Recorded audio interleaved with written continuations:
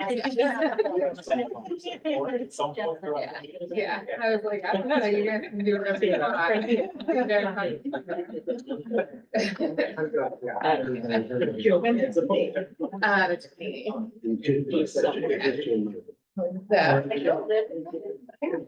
Are you guys limited to that? Yeah. Well, he was in this. That's wrong with the one.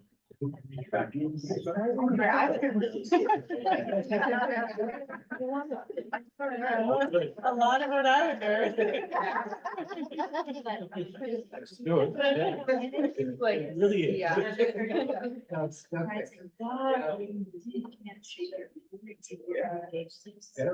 Yeah. Neighborhood. You're the, because this is. Way here.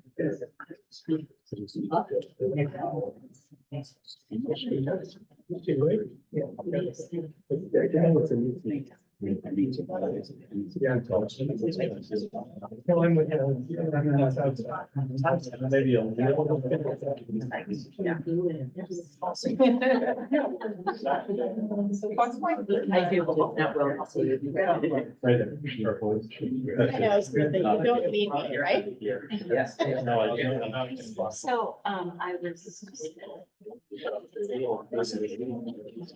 Yeah.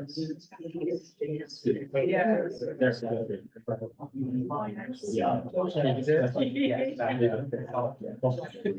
Yeah, don't let perfect be the end of the good bye. I think we can start.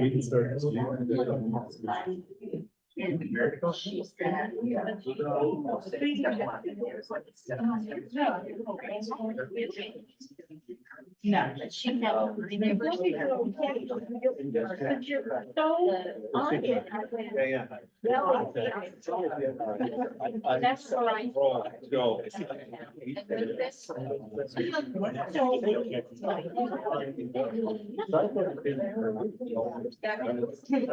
Yep. Okay, good evening. We are going to call this meeting of the City Plan Commission to order. Today is Tuesday, February 20th. It is 4:47 PM. We will take a roll call. Let's go around. Starting with Charlotte, Here, Charlotte. Nicole Verdi, Here. Dave Caldwell. Here. Choyon Manager Car DPD staff. Bob Azar, staff. Sharon Garner, legal counsel. And I'm Michael Gazdaco, Chair. We'll move right into the approval of the minutes of the January 16th, 2024 meeting. I hope you've all received the minutes in advance, had a chance to peruse them. Any edits, changes of any kind? Otherwise, we take a motion to approve. Motion to approve. Again. All right, let's do just all in favor, say aye. Aye. All opposed? Do I need to abstain because I wasn't there? Then I approve. Wonderful. The minutes carry. Now we'll move right into director's report. Well, I think the director's report is going to segue right into item number one, so I figured as much, we can but probably do that. I still wanted to give you Yep. the opportunity if anything else came about. So then we will go right into the first agenda item, which is a comprehensive plan update. And I'll hand that right over to you. Okay, I'll tee this one up. So,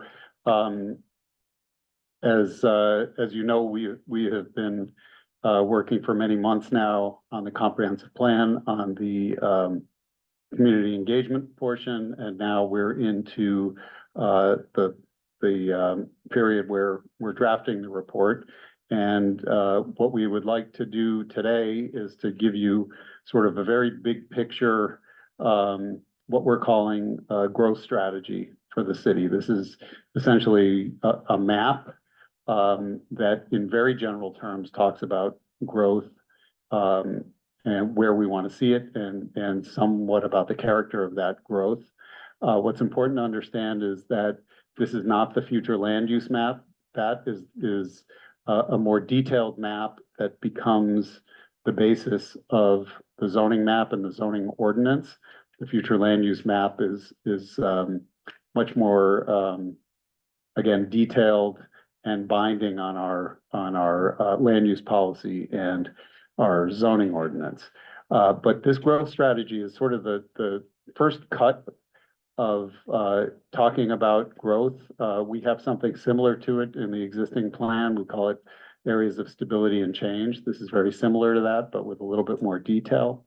In the coming months, we'll be talking much more about other aspects of the plan. I think next month, we're going to get more specific about land use and probably start talking about the future land use map at that meeting. But for the time being, I'm going to turn it over to Jess Lance, Director of Special Projects, and Tim Shea, our Community Planning Manager, and they're going to sort of walk through the thought process and introduce to you this map. Keep in mind, everybody, I know there's a lot of people here. I'm excited that we have a lot of interest in this. Keep in mind that this is very much a draft. This is the first time that we're showing this publicly, and we welcome any and all feedback. Great. Can everyone hear me okay? Is the microphone working? Great. Bob, if you don't just mind letting me share screen on the Zoom, thank you.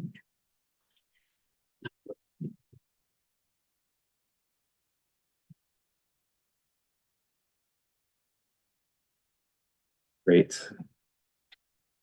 Okay, thanks for your patience, and thank you, Commission, for having us again.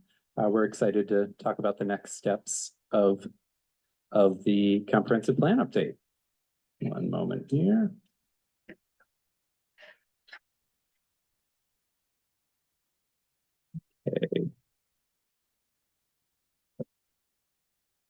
Okay, perfect. So today, just to break out our agenda a little bit, we're gonna quickly just ground ourselves in our community engagement process. We're gonna talk about what a growth strategy is, what informs the growth strategy, and then get into the proposal that we have here today. So first of all, in December, we gave a presentation to the City Plan Commission on kind of summarizing some key findings, talking about our process. So I'd first of all just recommend, if anyone hasn't seen that presentation yet, that is online on our website at plan.providenceri.gov. So we won't be spending a ton of time talking about that here today. But just quickly recapping, we've gone through a pretty iterative and thorough engagement process, starting from kind of meetings that were intended to be listening sessions to hear about key issues. We went into a really mixed methods engagement process, looking at visioning with community members, coming up with ideas, identifying challenges and solutions. And now we're getting into the drafting phase. So we've kind of highlighted in pink here that we're starting the City Plan Commission review, but as we mentioned, we've had over 75 community events that have looked, they've really varied. We've had online engagement, online surveys, we've had tabling at neighborhood events, we've had more topic-based kind of focused discussions in neighborhoods around the city, and of course, our 15-stop ward workshop tour. But can never fit all those findings on a single slide, but just to give you a quick sense, we've discussed what our vision for the city's future is. We've tried to identify some of those key issues that came up really frequently around housing, around climate, around transportation. We've talked about ideas, policy ideas that people have had, and then within these topic areas, what are some of the attitudes that community members have to different solutions? So the bottom here, we have some of the data from our online survey when we ask people agree or disagree about different statements on housing. So you'll see a lot of this reflected kind of in what goes into the growth strategy today. But I think, a huge takeaway being that the housing crisis is affecting everyone in the city in different ways. Everyone's really feeling it. That's something that we heard loud and clear through this process. Whether it's just your lived experience or you have policy ideas about the housing crisis and how we should respond. But we heard a lot about, more comprehensive ideas of growth and development in people's neighborhoods. You want walkability, we want sustainability, we want safety and cleanliness. And so this is today a first step at thinking about solutions to those ideas. So first of all, what is it? What is the growth strategy? So as Bob mentioned, it's really a conceptual map. This is not intended to go property by property around the city and say this one, we're ready for development, this one not. It's really trying to visualize and guide our land use strategy, kind of answering that question that we asked a lot in engagement of where and how should the city grow.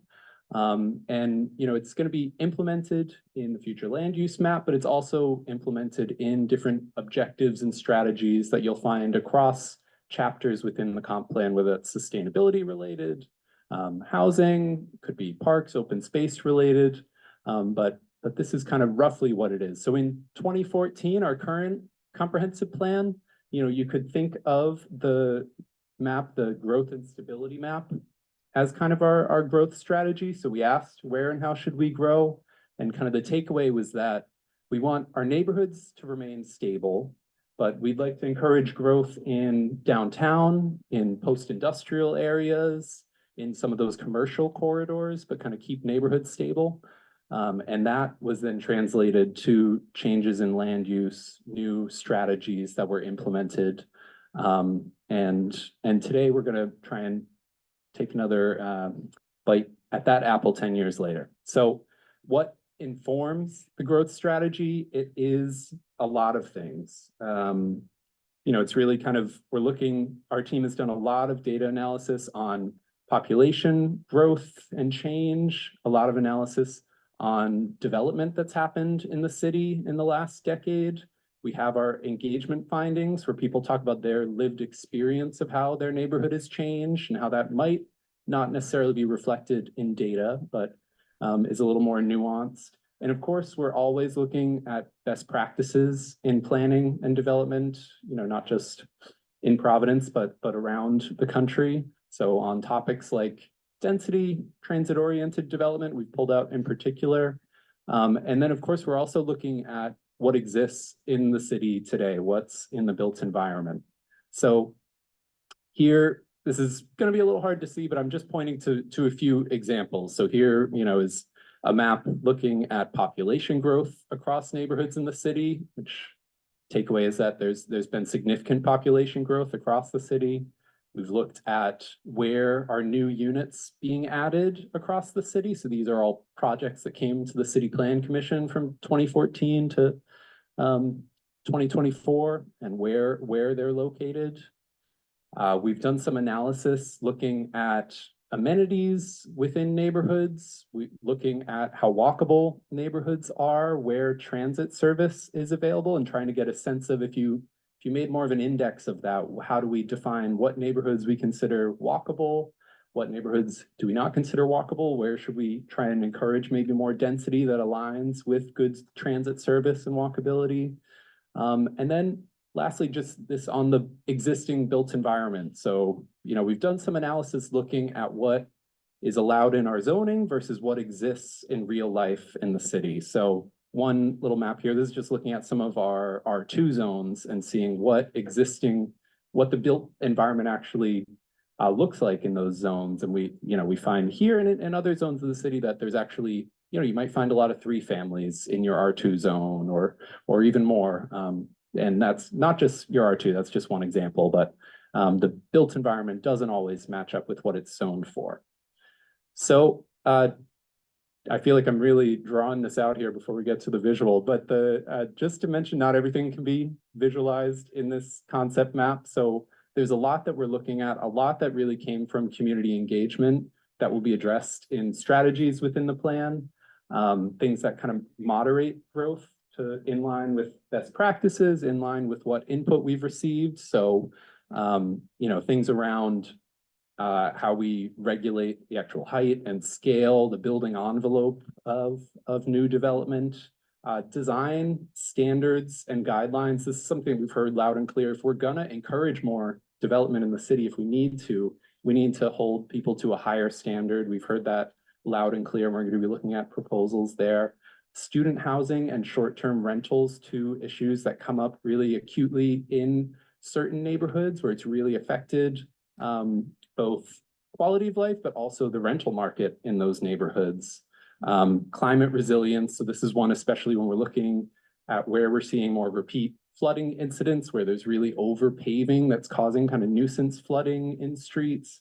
How we address that and how we maybe try to incentivize different practices in development. And then, of course, if we're going to grow, how do we manage how people get around? How do we manage, maybe we do not want as many new cars as we want new people in these neighborhoods. So how do we invest in other mobility alternatives and regulate them? But getting into the actual proposal now.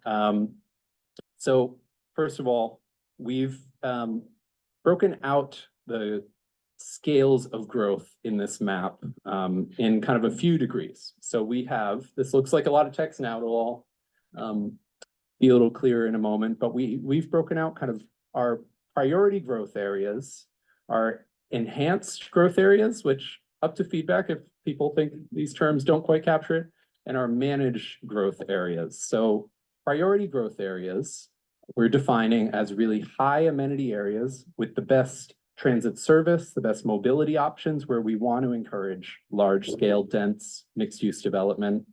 And then we've outlined our growth corridors that are also kind of mixed use. These are commercial and transit corridors where there are nodes or areas within those corridors that we think are suited for mixed use or higher density residential development. And we've outlined this kind of second tier of enhanced growth, residential predominantly. And so these are areas, that have varying densities around the city, but we think based on their proximity to amenities to downtown, their mobility options, the existing environment, that they're suitable for higher density residential development. Managed growth, we're considering this kind of lower tier where it's primarily residential areas, different densities in different neighborhoods. But development in these areas should really just be infill development that kind of matches what exists there, what matches existing development patterns. And of course, we've called out our historic districts. So these are places that have sites of historic, architectural, cultural significance, where we're really trying to preserve the built environment there through really strict design controls and guidelines. And our map highlights the historic districts themselves, but we also have specific properties around the city that we include within our landmarks district. So a little bit of nuance there. Lastly, before we get into the map, we've included in this map institutional areas where we're encouraging our hospitals and universities to grow. We have our general industrial areas where we're are restricting kind of residential development because we're allowing industry, manufacturing to grow in those areas. And then we've pulled out here blue-green industrial, what we're calling it for now, but along our waterfront, along the port, where we're encouraging industrial growth, but we really want to prioritize a different kind of industrial growth, prioritize clean, sustainable, resilient economic development. So I'll try not to draw this out too much longer, but here's a base map with our neighborhoods highlighted. Talked about those historic districts that have the highest design standards, mostly preserving what exists in those places. Some on the east side, Elmwood, West End, Armory, and Broadway. We have, this is our priority growth areas. So areas that we consider having the highest amenities, a lot of mobility options. So here we've highlighted downtown, the North Main Street corridor. We've actually highlighted the hospital district in Upper South Providence, just over the highway, a little hard to make out the way we've laid it out here, but also the Woonasquatucket Valley corridor and the Olneyville Square area. Here are what we consider to be growth corridors. Again, that there are nodes and areas along these corridors where we think there's mixed use, higher density residential development is suitable. And then this is the second tier, what we're calling enhanced growth areas. So pretty proximate to a lot of amenities,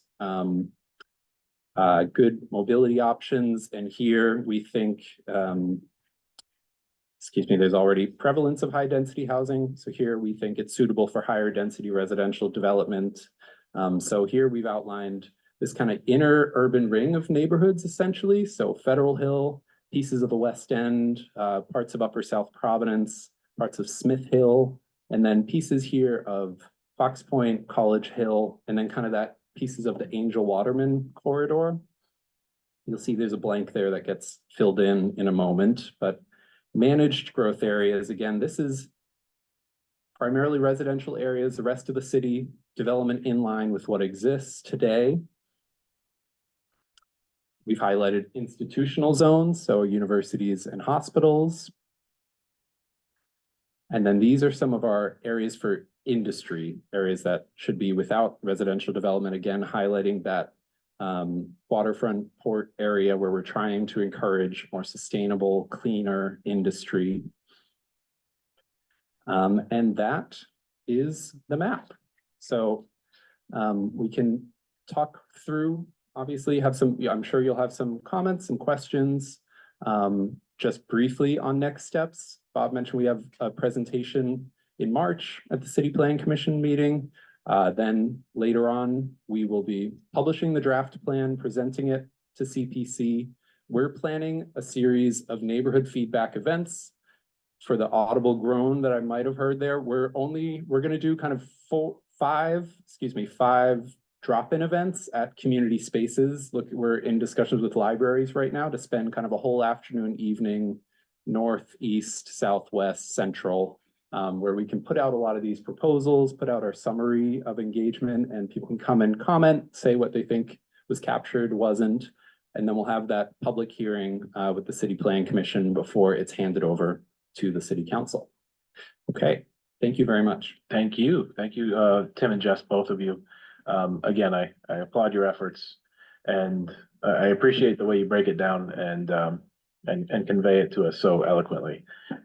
Commissioners, before we move on any further, do you have any questions on this map and in particular, the growth strategy map, which will define the future land use map? Okay. Is there anything else that you want to go over before we open it up? This is intended to be an informational session, just to present. However, seeing that there's so much public interest in this matter, I thought we could open it up for a few minutes, just maybe give everyone 2 minutes per person to ask questions or discuss this map in particular. Most of the information that they've compiled about the comprehensive plan has been compiled and they're digesting already. But if there are specific issues you want to make your opinion known in a quick manner, I guess that would be all right as well. Choyan, do we have a sign-in sheet? Do we want to grab that? And if you're joining us from home, you can raise your virtual hand in the middle bottom portion of your screen, or you can press *9 if you're calling in. Okay. Mr. Chair, I just want to say that you know, this is really the first time people are seeing this, so you know, people may have a reaction now, or they may need some time to study this a little bit more. We're going to make this available on the website for the comprehensive plan, and we're always available if people have comments. Again, we'll be back in front of you every month for the foreseeable future and until we're done with this. So there will be more opportunity there. Yeah, this is the first of many discussions, not only here, but throughout the city. So we do have someone. Yeah, go ahead. Yep. And we can, so if people want to talk, we should, people can come up to the table here and use the microphone so that our Zoom audience can hear. We do have a couple of hands online, but if people want to, and if you're joining us here, we would like you to sign in. So there are no sign-ins for this agenda item. Please sign in if you'd like to speak on this agenda item. Again, it's the comprehensive plan update. And then we'll start by calling the first person online, and then we'll jump to our Well, we have two people online, so we'll jump Okay. to those and then we'll go to our in-person. Okay, we'll start with Greg Garrett, whose hand is up. He should be able, Greg, can you hear us? Yes, I can hear you, and can you hear me? I have unmuted. Yes, we Can you can hear hear. me? Go ahead, Greg. Okay. I appreciate the fact that they're looking at priority growth along North Main Street. And I noticed that they also have the Job Lot Plaza there for kind of more growth. And we've been asking for more growth and taller buildings, and there's a lot of empty lots on North Main Street that we hope will get developed. And I think it's going to take more than a comprehensive plan to do that. I think it's going to take something to encourage, maybe more strongly than encourage, the landowners holding vacant lots on North Main Street to get them developed. Thank you. Thank you very much. There are people from the planning department who are taking notes, I assure you. Okay, next online, we have Gail Gifford. Yes, hello. I had a question about the historic districts that are listed there. I'm looking at Providence Preservation Society's website, and it says that there are 35 historic districts in Providence. One that stood out for me was the Elm Grove Gardens Historic District. So I'm just wondering how those were reconciled and whether you actually have all of them. We'll let Mr. Azar answer that question. Yeah, good question. And this is something that is often kind of misunderstood. When it comes to historic districts, there are two kinds. There are the National Register historic districts, which is a designation that's given by the state and the federal government. And then there are what are called the local historic districts, which are local zoning. Those are under the control of the city. Sometimes they overlap, sometimes they don't. What we're showing here is the city's local zoning historic districts. This does not include what we call the scattered site Providence Landmarks District. So, you know, this map again is kind of a very general view. It's an approximation of land use. This gets much more detailed when it comes to zoning. Where we are with the comprehensive plan today and where I believe we'll be is that we are always evaluating areas for historic district zoning. And there's a process laid out in, you know, that we have established to create new historic districts. So this plan right now is reflecting what's there for historic districts, zoning districts. It's not necessarily suggesting any specific areas for new historic districts. But the plan lays out a process whereby that can happen. So just to clarify then, so places that are National Register districts, as far as this goes, are not protected by zoning. They are not protected, but unless if there's a Unless they coincide. unless there is a local historic zoning overlay district, properties in National Register districts do not have that same kind of protection. That seems like a huge gap there.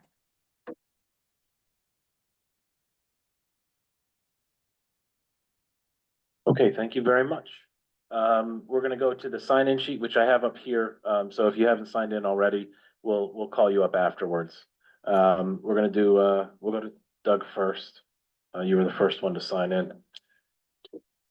Again, there's we're requesting a 2-minute time frame. This is an update only, and we're talking about this. Again, I saw a lot of people taking pictures of this. This will be available on the comprehensive plan website, hopefully by tomorrow mid-morning.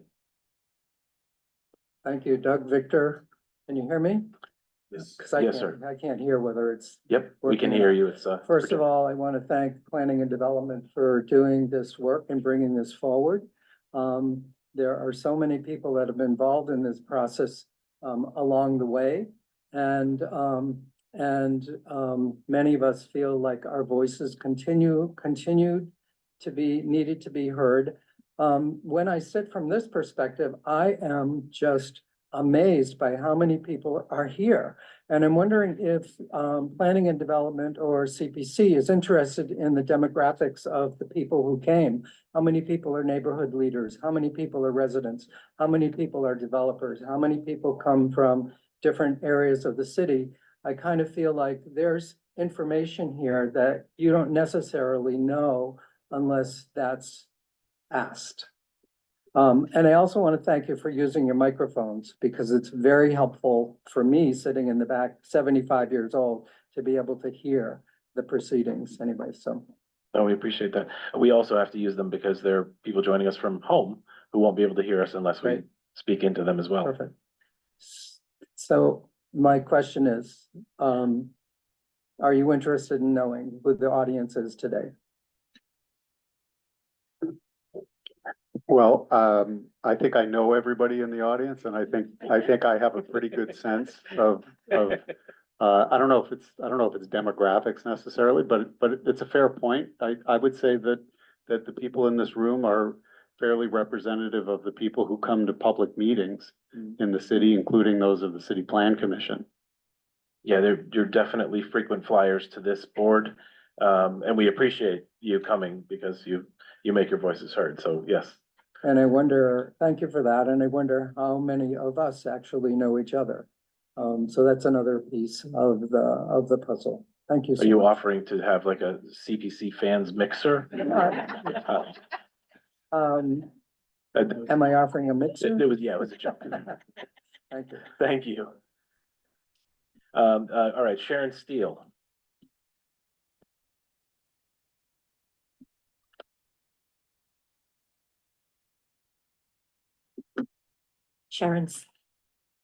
Sharon Steele, Jewelry District Association President.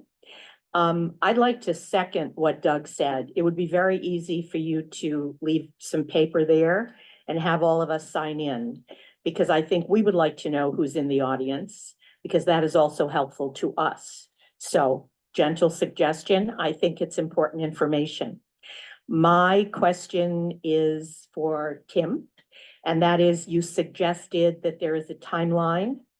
And clearly, because you suggested it, I imagine you have some, shall we say, dates in the back of your head. So what is the date that you are looking at for presentation to the council? Hang on one second, because I'd like to take that. go ahead. We don't have that yet. We're hoping next month to be talking about, at the very least, the land use section of the comprehensive plan, and then at least for the next couple of months. And then after that, we'll move on to the council. We have been talking with council staff about briefing the council before it gets to them. That's a discussion that's ongoing, but we don't have a schedule for that yet. But so I hear a couple of months. You have to have something in mind, Bob, when you'd like to pull this all together. I think it's important for us so we can work backwards. I can tell you that we are working on putting together drafts of the plan. We don't intend to release anything until we're comfortable with the language. We don't want to put out a product that doesn't reflect what we want it to be. So that's the most important thing. We have a lot of demands on our time that don't include writing a comprehensive plan, so it's a challenge. At the end of the day, we hope to have this thing approved before the end of the year, and also approved by the state of Rhode Island before the end of, I believe, January of 2025. That is our drop dead target. We have a little bit of leeway. I think what Tim explained is that late winter into early spring will be CPC review, and then council review will follow that. that's the best we have at this point. And can we expect that there will be updates that we will see regularly that will update us on that timeline, whatever it is? Absolutely. Thank you. Thank you. Dan, you're up next. Dan Bodwin. Dan Bodwin.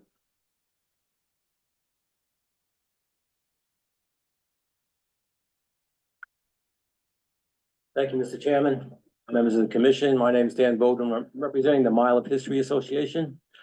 Thank you for the opportunity. Bob, good to see you again. Known Bob for an awful long time. Tim, good job presenting. So just some basic questions. Tim, you mentioned that you have the map, but also part of the growth controls or objectives, strategies, controls. Is any of that information available to review now? Why don't you ask all the questions and then we'll have Tim answer them. That way he's able to answer them into a microphone and everyone can hear the responses. Well, that's my only question. Oh, that's it? I can answer that. Well, that's easy. Well, yes, those controls currently exist in the zoning ordinance, and the comprehensive plan will talk about what sorts of growth controls that we intend on changing. A lot of what exists today is going to stay the same. That's what we would propose. For example, historic district zoning will largely stay the same. Although, we are talking a little bit about, are there changes in historic district regulation that might be appropriate given changing times and materials and the economy and so forth. But for the most part, if we're talking about historic districts, the plan is that those stay the same. With respect to zoning controls, we're always evaluating what controls are most appropriate in what zones.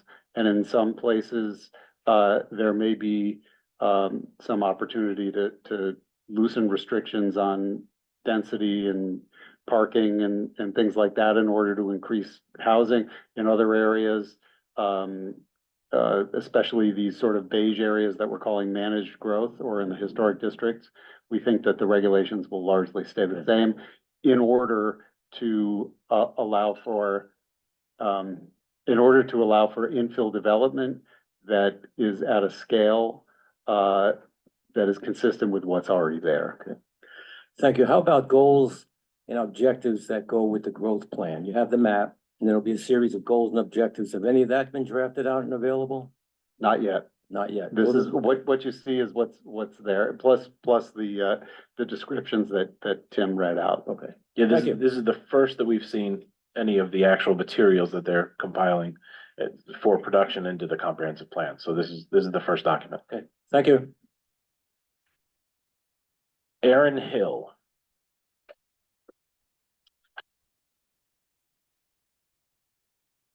Howdy, my name's Aaron Hill, last name's Hill.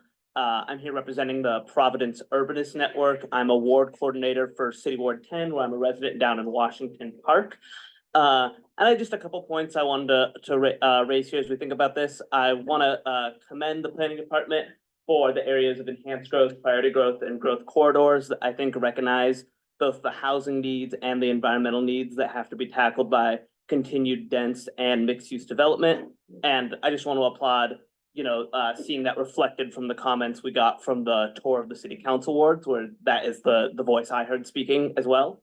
I want to ask and hope that as we continue to develop additional language for our areas of managed growth here, that when we talk about the existing development patterns, that they realistically reflect the actual development on the ground, rather than any de jure development that might be in scenic planning language. I know many of these areas have denser population than might actually be reflected in city statute or ordinance. And I want to make sure that we're really reflecting that when we continue to develop them into the future.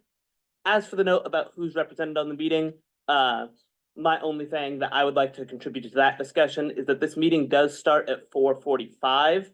And so I think that many working people who get off work at 5 or 6 are usually unable to attend this meeting. And that contributes to, I think, our group of frequent flyers we have here. and that hopefully I would like to see some more of that other audience included in the future. Thank you so much. And I would consider you a frequent flyer as well, so thank you for continuing to attend our meetings. I need the sign-in sheet back. Sorry, sir. Okay, Dylan Conley.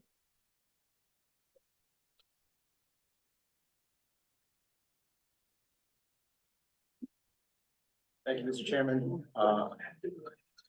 Dylan Conley, on behalf of Dylan Conley, just taking a quick look at the map. I'm curious about what the actual width of these growth corridors are. I have a pretty good knowledge of where demand is to build, and there are some areas on this map that I think are abutting these growth corridors. But is that growth corridor one parcel? Is it two parcels where two growth corridors intersect? Is there a contemplation of what happens at those intersections? So just a little bit of curiosity on how the growth corridors work. Yeah, that's a good question. So, in general, the growth corridors are, just to reiterate, these are areas along which you are gonna have some commercial districts and then other areas that aren't commercial districts that may be appropriate for, excuse me, higher density housing. In general, and this is intended to be very conceptual. It's not scaled, although you can kind of guess what roads these are. But the idea is that in general, these are the parcels that are fronting the growth corridors, and I think that will be reflected more or less in the future land use map, although we all know that there are some areas along commercial corridors where the mixed uses and the higher density does push into the neighborhoods a little bit. So that will be more refined with the future land use map. But to your question, at some of these nodes, yes, those end up being sort of districts. So to be determined and refined through the future land use map. But a very good question. Thank you. Marissa Brown. We hope that you'll be a future frequent flyer here. Welcome. Yes, new flyer here with an organization that has been a frequent flyer. Marissa Brown, Providence Preservation Society. I wondered if you could share a little bit about or characterize the big changes from the 2014 comprehensive plan. What are the big changes between then and what you're envisioning now? And could you give us a little bit of context for how you arrived at some of the big changes?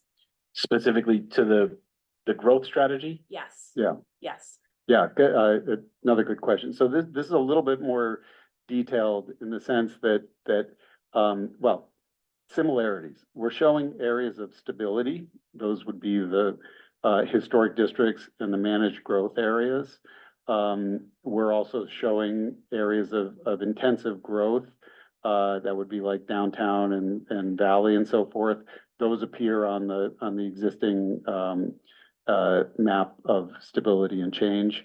The corridors, we're actually showing them, sort of longer, showing them for their whole length, to illustrate that these are often, longer transit corridors, that could have areas of commercial mixed use and higher density housing. I think the main difference between this map and the existing map is this area of enhanced growth, showing these areas that are close into downtown, that already have a lot of multifamily housing, that are very well served by transit, that are walkable to downtown. And those are the areas that we feel are best suited for higher density housing. And when I say higher density housing, I mean more than 3 units on a parcel. If you know our zoning scheme, we have single family, 2-family, and 3-family zones. A lot of the city is that R3. We have a zone that we refashioned that we call R4, which is a high density zone in the sense that it allows for more than 3 units on a lot, but it doesn't allow really for taller buildings or significantly bigger massing. It just allows for apartment buildings in areas that, you know, for example, Federal Hill, most of that is zoned R3. So what this is essentially saying is that we think that there could be some opportunity for upzoning for high density residential in those enhanced growth areas. That's different from the comprehensive plan, and that is a reflection of the fact that we need more housing. We need to find areas for more housing. And today's comprehensive plan says put that housing on the corridors and in downtown and in these sort of growth areas.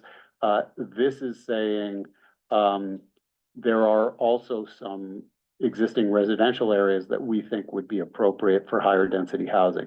For example, you know, we're showing that area between Waterman and Angel heading into Wayland Square. That's an area that already has that. So in a sense, this is kind of reflecting that, but also saying if it's good enough to be there historically, then maybe we could have some infill development that's of that same type. So is that, so I think it's an expansion of the places where you're seeing enhanced growth. Is it also a change in the pace, the scale of growth in those places as well? Or is it more about enlarging the map of where you'd like to see the growth? Well, when you say the pace and scale, those I think of those as two separate things. Pace meaning the speed and scale meaning the size. Yeah, ease of both, basically, sort of making it easier for both faster pace and larger scale. Or is it more really about place and the map? I think it's probably to a certain degree about all of those, but there's a lot of nuance that goes into that. What we say, our sort of, you know, what we always say to developers is we want you to build compliant projects. And if you build compliant projects, you can get through our processes quickly. So we're always trying to fine tune our regulations such that good projects can get quick approval. So for things that, you know, if you want to build an apartment building in Federal Hill today, you're going to have to go through a rezoning process, which is going to take time. So if we can maybe proactively rezone some areas such that people can build apartment buildings without going through a zoning process, then that's going to speed up the process. Thank you. Thank you. Lily Bogosian.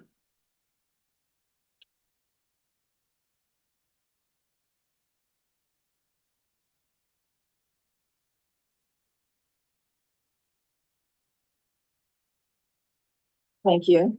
My name is Lily Bogosian. I'm with the Fox Point Neighborhood Association.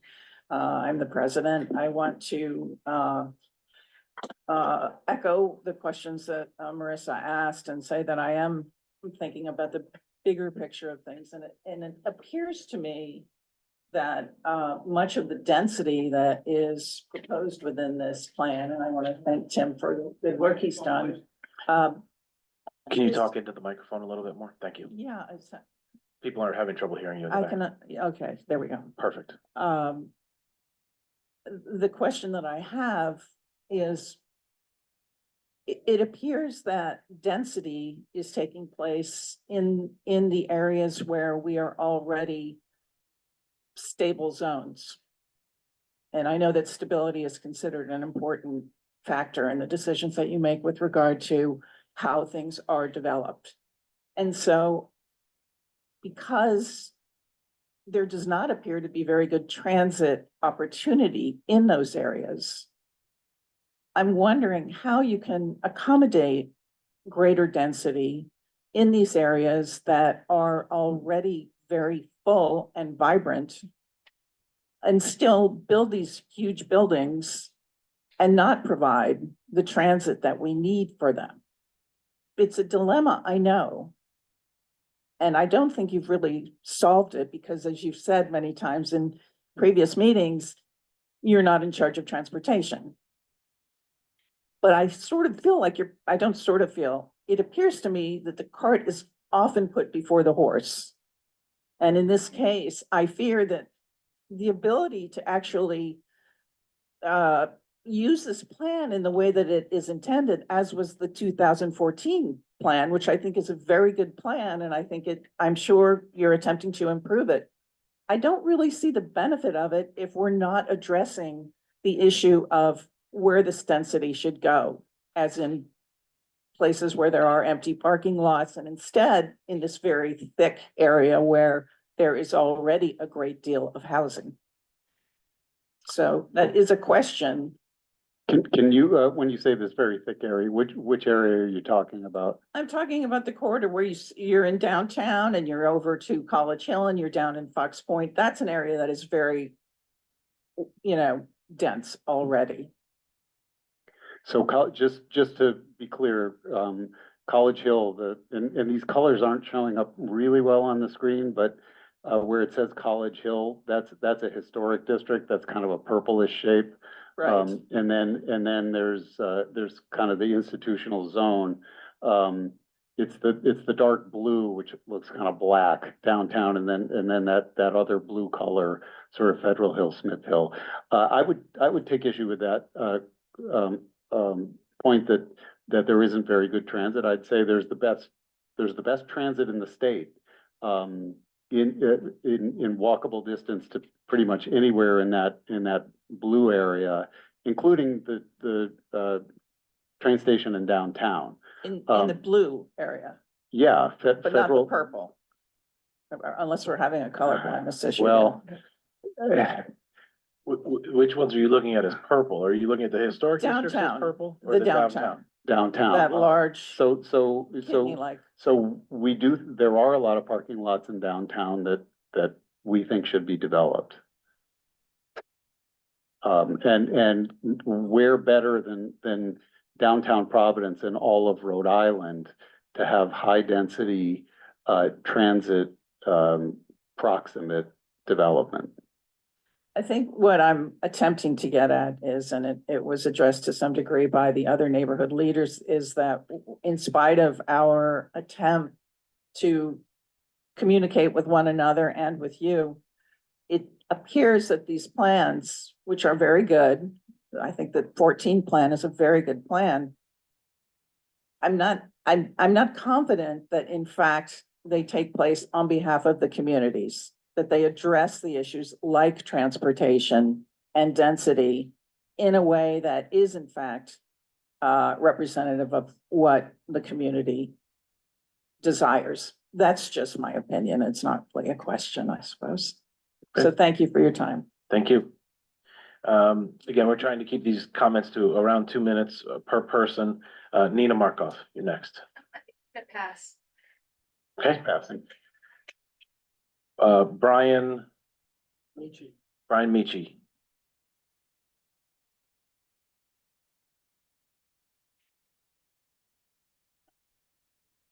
Hi, commissioners, hi, public in general. My name is Brian Michi. I am an architect. I have a master's degree in architecture, a master's degree in preservation, and an urban studies education. I've been studying the city of Providence since 2016. I think that it's a good start, a comprehensive plan. They've been following from the city since a long time ago. The only things that I have two main questions in terms of zoning. The first one is in terms of the high density that you guys mentioned, and you can see very well there in the blue dark color in downtown area. The problem with that proposal is that from many years in the 50s, the west side of Providence, the west end, has been segregated by the highway, and we know that we don't have money as Boston have, and they built a big dig in the 2006.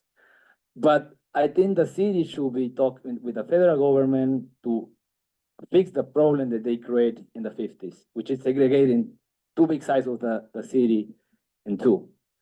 And this map right here, you can see the curve is being in top of the highway. So that means that the highway is gonna be the border of this proposal high density idea. But I think that the west end, it has also an opportunity in terms of cost efficient, and the west end also have an opportunity in maybe in a scenario that the federal government will be built in terms of like a covering the highway in the future. That will maybe be a dream, but maybe could be happen. I think that will be fixed a little bit better the situation that we have right now in terms of segregation. The second main question that I have is in terms of change on use and using of zoning in terms of the short rentals. I've been living in the east side since 2016, and I know how hard it was all this time dealing with rich people from Brown that I'm being, having more money than tenants that like me to could afford a house in Providence. And I certainly believe that the way that the Brown is projecting their growings is towards the east side of Providence. And I don't feel like that's the correct way to go. I feel like Brown should to grow towards the downtown area that is more like a beneficial for everybody who lives right now in the east side. And the second part is that I feel like the short-term rental for big corporations, and I'm part of that. I own the biggest room rental in New England. We started that in 2017, but we are more conscious. We are not like other outsiders that they are just looking profits and just buying property and leave us nothing in the market. I provide a room rental for people who doesn't have too much money and then can just share a kitchen or a bathroom, which is a total different than just room rentals. So I would like to, you guys can add that next time, maybe in your comprehension plan meeting, how you guys gonna deal with the room rental companies and room rentals, versions of room rentals, because room rental is divided in two definitions, right? Mostly hospitality, and then the other one to provide someone more beneficial to communal housing. So that's the two questions that I have. Thank you.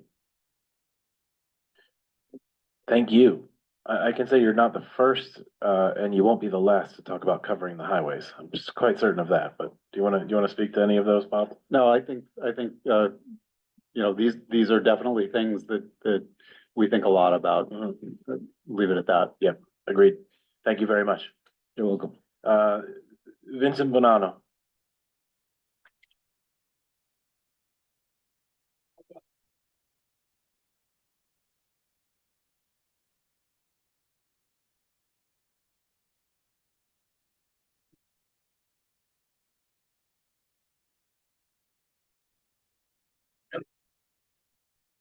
Good evening, everybody. I'm Vincent Bonanno. I'm a Providence native, retired industrialist, and a lifelong property owner in Providence, where I was born, as well as my parents and grandparents. So we've all been in Providence and all on College Hill. I was chairman of I just had stepped down as president of the Mild History Association, which has about 100 households who are members of our association, which is called Mild History because of the mild history of Benefit Street, but includes other streets and cross streets from that area. I was chairman of the building committee at Brown University for almost 20 years, most of it as chairman of it, as a trustee of Brown. I was on the building committee of the Rhode Island School of Design, and I was chairman of the planning and preservation committee of the American Academy in Rome.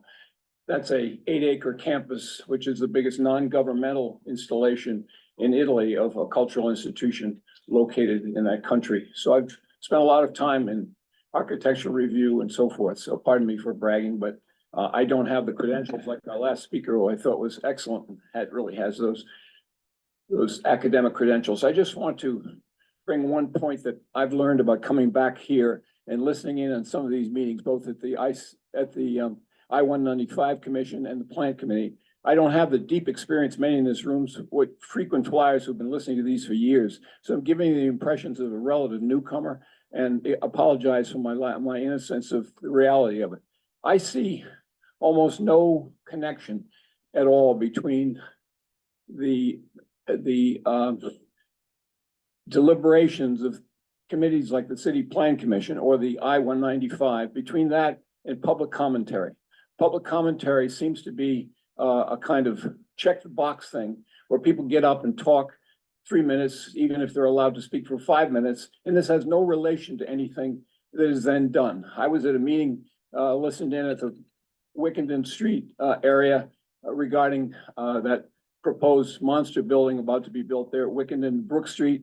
And, some 60 people showed up, 50 of whom, gave their opinions of how much they hated the idea of that building, whether it came from humble sentimentality that they grew up in the area or very specialized people who knew what they were talking about and knew many of the technical problems that were connected with putting a great big building with, I think, what, 70, 80, 90 units inside that building on a corner that can barely turn traffic now.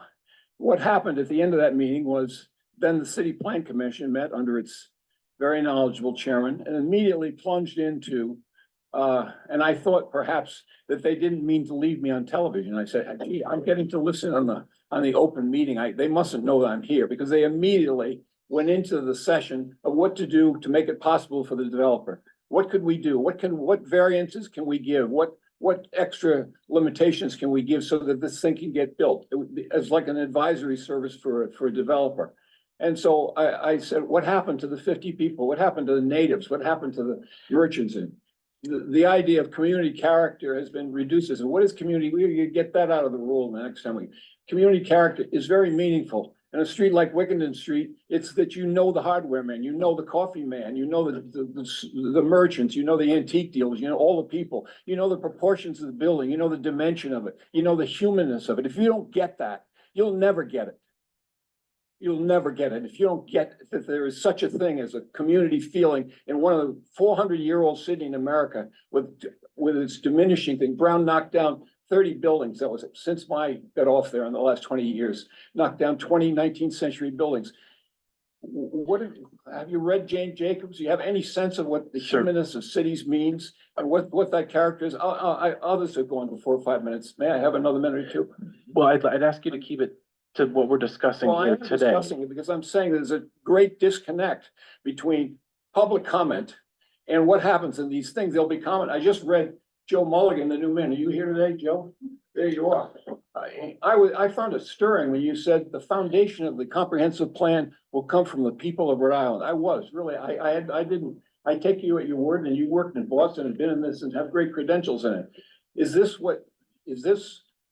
this the foundation that the people who get up and speak are immediately disregarded? I was in an I-195 commission meeting where about 12 people spoke, and then they had a vote on the resolution to build a building. 12 people had just given their opinions of it, and they had the resolution all written, and they passed the resolution to go ahead with the building without those things done. What is this? This is corrupt. This is not correct.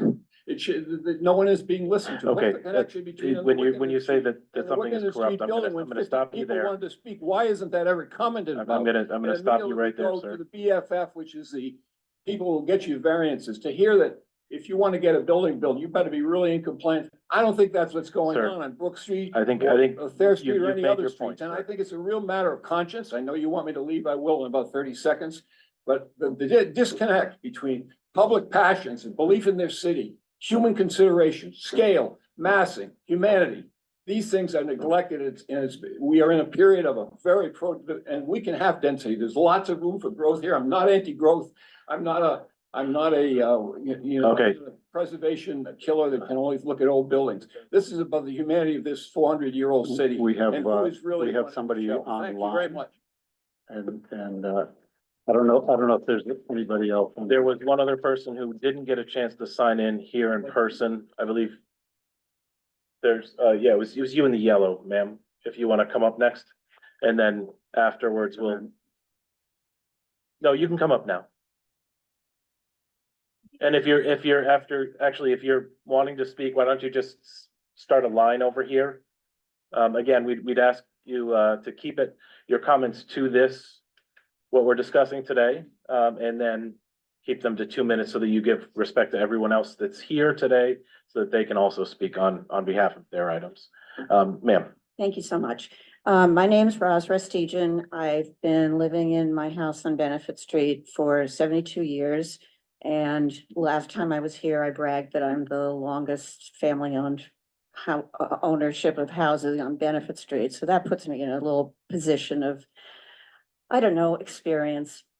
I lived in New York for about 3 years, decades ago, and I was one of those people that had a car in the city. And I did move it across the street every single night.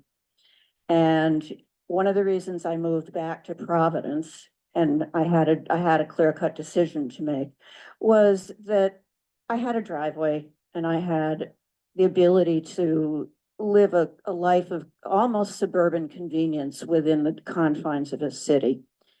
And to bring Lily's comment into focus, I have never ridden a bus in this city, and I don't know what the statistics are for public transportation users are. But I do know that the city is in precarious financial conditions. And with the proposed increased density and the attraction of all of these apartment dwellers without commensurate parking spaces is going to be a burden on public transportation. And I do not see that the city has the wherewithal to address that. And given the juxtaposition of those two things, responsible planning calls for communication between those two entities in order to not drive down the road and end up with a major problem of no transportation, density, and all the things that ensue. I'm at the corner of Governor and Wickeden Streets, 15 seconds. There are 3 restaurants up there. Not one of those trucks that comes to me or the 3 restaurants follows any of the loading dock procedures. So in the Brook Street proposed building, where there's going to be Amazon, UPS, FedEx, and all of the commensurate deliveries that come to all the restaurants in that area, I would suggest that somebody really needs to take a look at traffic before envisioning more density. Okay, thank you very much. Next.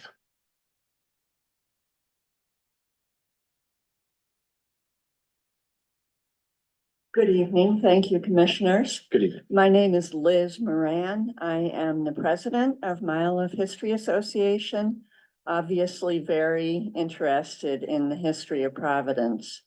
I'm a newcomer here. I've only lived in Providence for 30 years. But I grew up in Portsmouth, New Hampshire, which has a very strong historic preservation ethic. And in talking with other city leaders, I've learned that you all are looking at other cities to see how they protect their historic districts or don't, and how to see what works or doesn't. And I'm very curious about what cities you are looking at as comparable ones that might be successful. Is that your only question? Okay. Yes, thank you. Thank you. Are there any specific cities, or are you just looking at planning practices around the region or areas? Well, with respect to preservation, you know, I would argue that Providence does an outstanding job of preserving historic resources through historic district zoning. I would say we're absolutely a leader in Rhode Island, if not the region. So, you know, I would put our historic preservation programs up against any other cities. Yeah. Oh, I already stopped the timer, so just be conscious of your time. Very Yeah, quickly. of course. I guess my concern is that the city seems to be making exemptions frequently. And I'm just wondering, maybe Tim, you could make the list available to us, what other cities you're looking at. I think it's important for us to know what has worked in protecting our historic districts. Thank you. Thank you for that.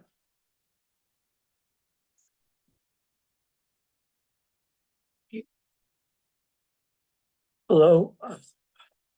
Hello, my name is Jesse Baptista. I'm a Providence resident. I have a couple of questions. The first is, I noticed affordable housing is part of the growth strategy map, and I want to know, how would you define affordable housing within this concept? This map really doesn't speak to affordable housing. The plan absolutely will. There will be a whole chapter in the plan on housing. And then there will be strategies within the land use section on how, you know, things that we can do to incentivize more housing at all ranges of affordability.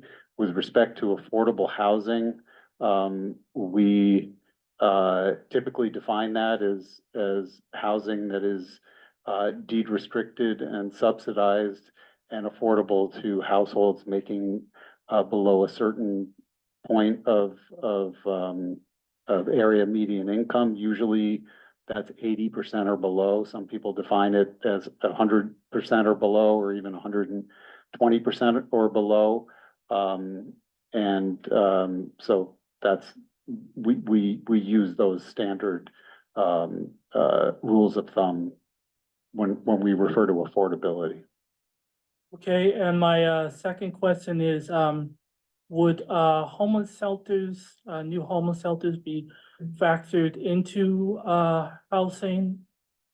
When this Yes. concept? Yes, homeless,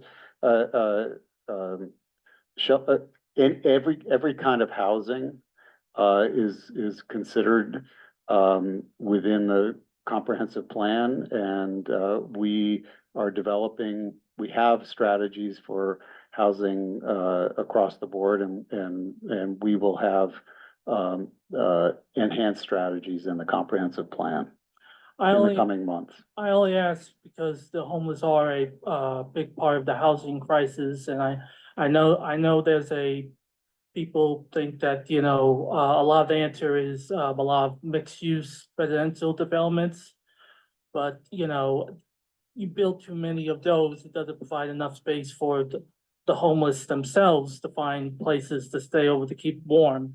So that should be given some level of importance as well, so. Thank you. Did you have another question that you wanted to ask? You sure? Yeah. Okay. We took some time answering them. That's why I wanted to make sure. All right, we have a couple more people online. Okay, first is Claudia Wack. Hi, can you hear me? Yes. Hi, Go ahead. thank you for this great presentation. My name is Claudia Wack. I live up in the Hope Village area. One question that I had that I was hoping that you could say a little bit more about is for the areas of the city that would tentatively be designated here as managed growth areas. You know, to what extent, even under the managed growth designation, are you all considering that, you know, certain strategies like legalizing ADUs more broadly, maybe legalizing single family townhomes, you know, some of these historic housing types that used to be more common in Providence before they were banned under more modern zoning. Are there housing strategies that even in these quote unquote managed growth areas you all think would be appropriate? I don't want to speak for Bob, but I'm going to say yes. Yes, yes to all of the above. Yeah.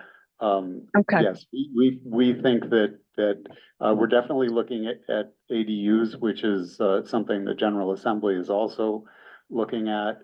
And we think that townhouses, even cluster development, could be appropriate in lower density areas and fit in perfectly well with what exists. So, you know, part of managed growth is examining any and all opportunities for infill development of a type and style that is compatible with what exists.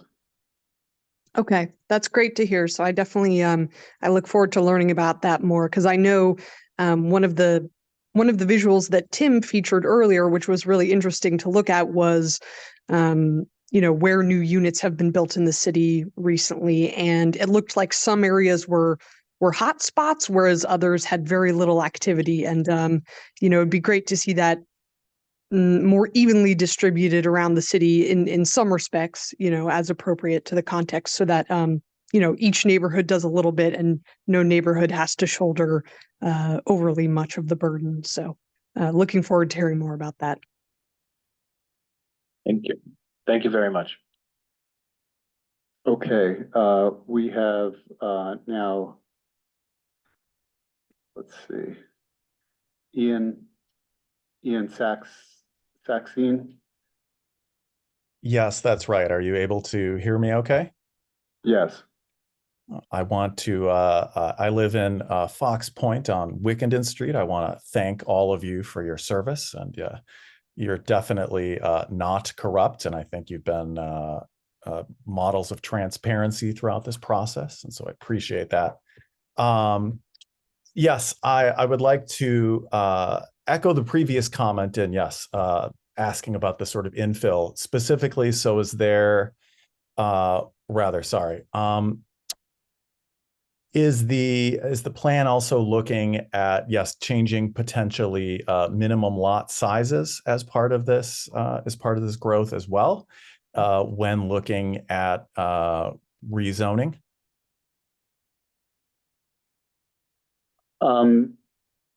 Perhaps, but one thing that you have to keep in mind is that many of the changes that just went into place related to things about what you can do on substandard lots of record. So because of those new rules for existing lots of record, you can do more than you used to be able to. We've pretty much held the line on minimum lot sizes, which in R1, R2, and R3 are generally 5,000 square feet. Those would be minimum lot sizes for new subdivisions. I don't know if we're going to be proposing anything around that, but stay tuned. And then, thank you. If I may also, is there any talk about eliminating R1 designation entirely in the city, and at least legalizing some density even in the managed growth districts? I think the answer to the R1 question is probably not, although if we adopt regulations around accessory dwelling units, that would mean that as it is today, you already in a single family zone can have an accessory dwelling unit. You just can't have it in an outbuilding, and it's a little more restricted. So our single family zones, as a practical matter, are not strictly single family zones today. But I think we'll still have R1 zones going forward with maybe a little bit more flexibility than we have now. Thank you. Thank you. Okay, we have Alex Diaz Popkovich. Thanks. I know it can be a little unwieldy. Yeah, can you hear me okay? Yes, we can. All right. Yeah, thanks for your presentation. So my name is Alex. I live in College Hill. I had two questions. I know you mentioned that you don't have sort of jurisdiction or authority over transportation. So is this plan built around the RIPTA budget? That's an excellent question. So the plan does have a mobility section where we talk about we talk about our transportation networks of all types in the city. And keep in mind that just in the past years, several years since the last comprehensive plan, we've seen kind of an explosion in different kinds of transportation options with bike share and scooter share and ride share and Uber and Lyft and so forth. So, the private sector has actually provided a lot of new options for getting around beyond, our public transportation networks. We work very closely with RIPTA with respect to where their service is, where they think it's going to be. We, you know, we can't do anything necessarily about their budgetary constraints, but, you know, they have some very thoughtful planners and they work well with what they have. And I think that, we will continue to work closely with them to align our land use policies with the available transportation networks that are out there. Right, yeah, I guess what I'm getting at is, so for example, is this plan vulnerable to something like budget cuts in RIPTA? Well, so the comprehensive plan is the document that we use as a city to direct our land use, our decision making, how we decide that it's an aspirational goal that really sets in on paper our plans for the next 10 years and what we want to see out of the city. From that, there are zoning implications, there are transportation implications, there are private sector implications. So it's not a plan that you put into effect and there's a budget attached to it and you're able to just execute this plan. It's sort of our mission statement, our goals, and it's a very detailed set of goals that help drive land use throughout the city for the next 10 years. Did I say that appropriately? Yeah, I think that's right. Thanks, yeah, that gives some clarity. And I guess just the second quick question I had was, does this include, you mentioned alternative transportation, so does this also envision things like bike lanes or wider sidewalks or stuff like that as well? Yes. Okay, great, thanks a lot. Thank you. Okay, we have one more person online, and that's Sarah Gleason. Oh, looks like another hand just popped up, but we'll start with Sarah. Go ahead. Yeah, can you hear? Okay. I'm concerned about RIPTA, and I understand that you're saying you can't do anything about their budget, but can you work with their planners to get more transportation to some of these managed areas? So you'd pull some of the density out of the very dense downtown and east side areas where we've been talking about problems with getting around with cars and parking and traffic problems. So could that be part of the plan to look to the future of extending that density outward? I'll let you speak to that, yes. That's my, I'm sure you speak with that's RIPTA. my question. I mean, we work with RIPTA planners, and I think, you know, they try and plan their networks around the demand that's out there. I don't know that RIPTA necessarily is building out infrastructure or establishing new lines in an effort to try to direct growth and density. I wish that could be the case with a bus line, the way it is with, you know, subways in some cities where you build, you know, you build out a subway station and you expect a lot of density around that subway station. I don't know that that necessarily happens with bus systems. I think with respect to RIPTA, and I don't want to speak for them or their planners, but my understanding about the way they plan is that it's based in a large part about where people already are and where they're already trying to go. Well, is that something in the future that could be discussed and thought about? Because good cities need good transportation, and I don't agree that we have good transportation right now. It's definitely we may have and it is potential, definitely, but not actual. Yeah. it's And a I'll goal. It's definitely top of mind. Yeah, and just the prime areas on the map and that you're talking about around College Hill, et cetera, they really are overburdened already with people and cars, et cetera.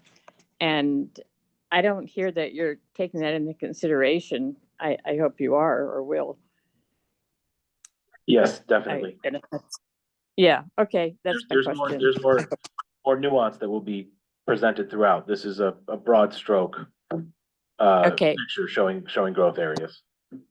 Okay, Thank you. looks like we have one more person, Mr. Tompkins. And then we're gonna move on to the rest of our agenda items because we do have a full agenda still tonight.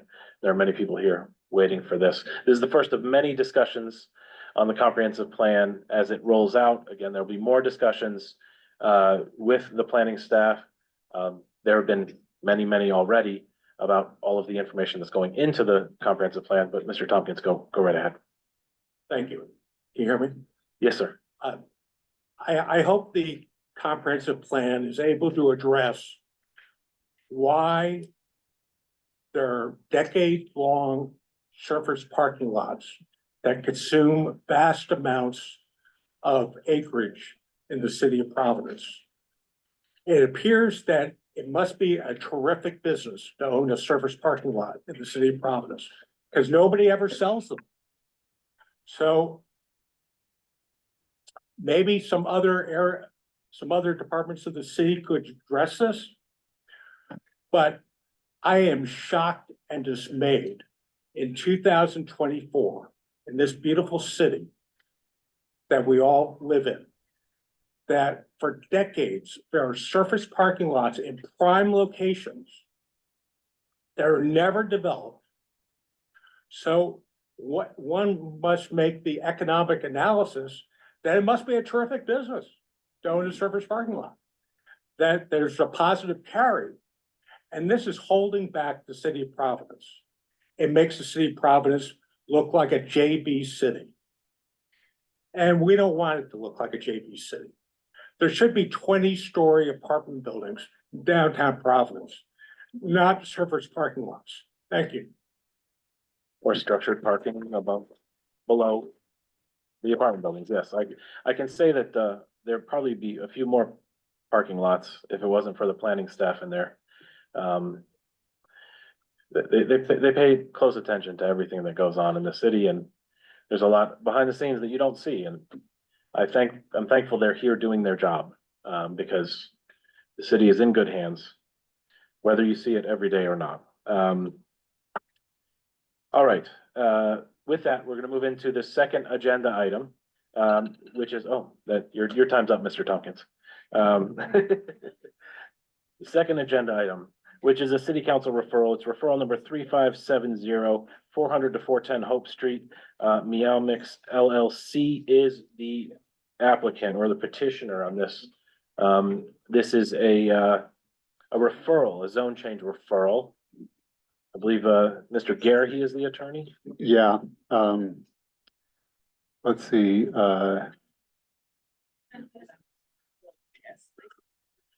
and then, yes, if you wouldn't mind coming up.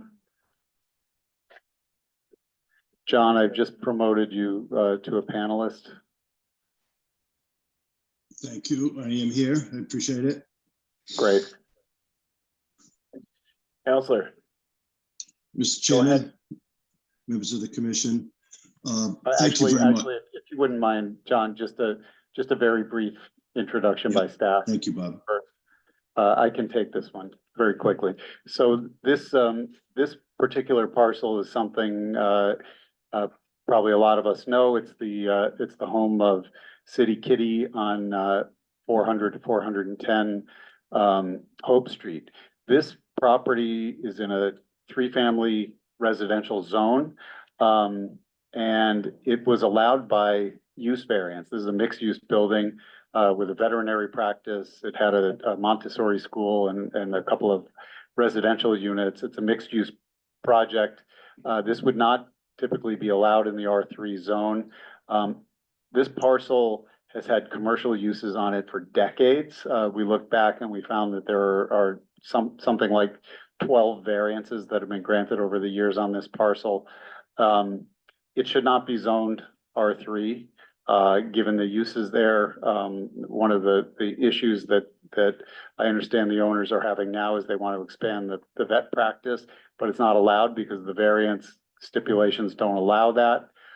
Because this is a use variance, the standards of review for use variances are that you have to demonstrate that the parcel cannot provide any beneficial use to the owner, which is truly not the situation here. So really, the answer is that this just needs to be rezoned once and for all so that they don't have to come back to the city. They can have flexibility in how they use this property. And so that's why we're here, and that's why we endorse this proposal. So back to you, John. Yeah, John, thank you very much, Mr. Chairman. Couldn't agree more with the comments that Mr. Azar had indicated. And it has been a commercial use. It's entirely appropriate. City Kitty is a terrific use at this space. They want to expand that use, and that veterinarian use is necessary and entirely appropriate here. The C1 is also appropriate so that every time someone wants to do something, wants to expand or put in a different use, they're not faced with this issue. So the C1 is neighborhood commercial, entirely appropriate. So we suggest an appropriate approval or recommendation to the City Council, Mr. Chairman. Okay, commissioners, do you have any questions for the applicant? How many of you bought flowers at Clark Flowers when it was there? Exactly. I did. I'm quite certain of that. We still have the sign. All right, this is a public hearing, so we'll take public comment at this time. Anyone here in the audience wish to speak on this matter? Anyone in our virtual audience who would like to speak on this matter, please raise your virtual hand or press *9 if you're calling in.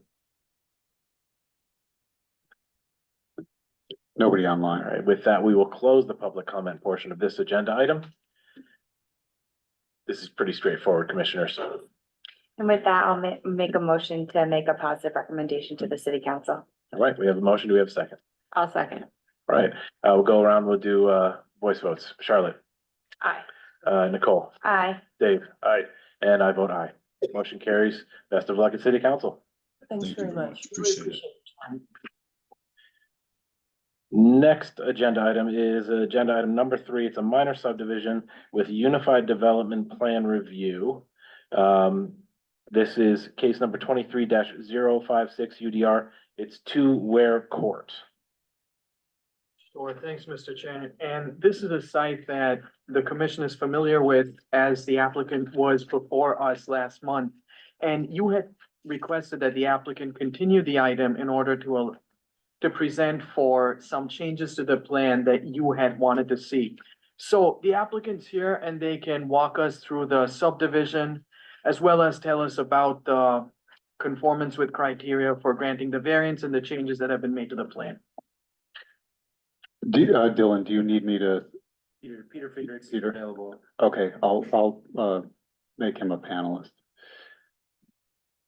Very briefly, last time we were here, we were working through the survey. There were some additional dimensions that we wanted added. They are all included within the survey now. It's roughly the same exact proposal. There's 3 single-family houses on 1 lot. We are welcome and open to a condition that requires that they each stay the single families. We have no issue with that. The structures themselves have already been rehabilitated. We believe in terms of the need for the subdivision, it increases conformity with the base zoning in the neighborhood generally. As to the variances, I do have a land use expert available. It's Peter Friedrichs. I'm not sure that Peter's been qualified as an expert for this board before, but I do have his resume if that is helpful.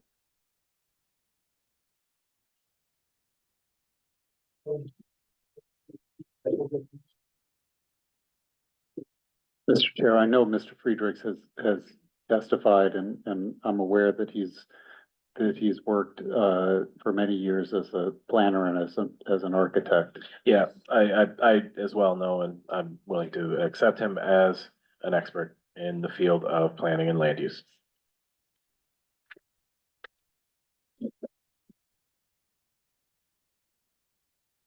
Peter, you just want to walk us through each of the elements for the specific to the dimensional variance. We'll focus our time on that. I think that's the part of the presentation that we really didn't get to last month.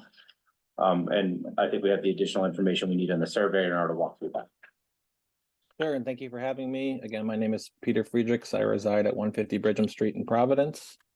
And I just, I'm here this evening to touch briefly on the criteria for the granting of the dimensional variances requested.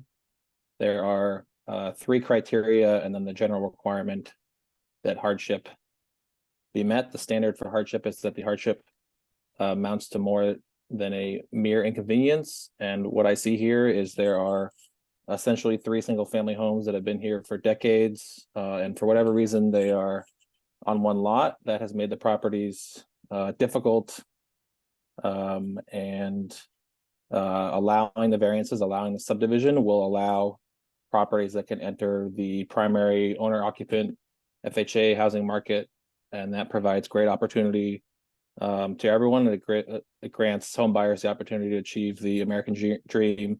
Under the current lot configuration, you're really limited to a multifamily that would have an investor owner, or a condo situation that's much more difficult and a fundamentally different housing market. The attractive housing market is the single family housing market and 2-family housing market, and this subdivision allows that possibility. The first criteria is that the hardship is due to the unique characteristics of the subject property. Again, there are 3 single-family homes on this lot. That's not a typical situation that you see. And that has created this situation where this relief is necessary. There has been no economic or physical disability provided by the applicant. The second criteria is that the hardship is not a result of the prior action of the applicant. And again, there's no evidence of that. And then finally is the third criteria. There's kind of 3 sub-criteria in there. The first is that granting of the relief will not alter the general character of the area. And so these small dead ends, like in Ware Court, are not atypical in the West End. There's a modified street grid in the West End that creates these kinds of small dead ends. I live on one myself, and they're unique opportunities of urbanism within the city that are part of that neighborhood. And as has been offered, there will not be a substantial alteration of this property. These 3 homes are going to continue to exist as they do today. The second part of that third criteria is that the granting of the relief will not impair the intent or purpose of the zoning ordinance. That's found in section 101 of the zoning ordinance, and it's listed with subsections A through P. There's nothing in there, nothing in this application that will impair that intent. This is an existing condition within the city. It's not being altered, and it allows the city to continue to function and operate as it is, and providing homes for people who need them. And finally, is that the granting of the relief will not impair the intent or purpose of the comprehensive plan. To look at the intent or purpose, we can turn to the vision page and the guiding principles. I'll just briefly touch on those.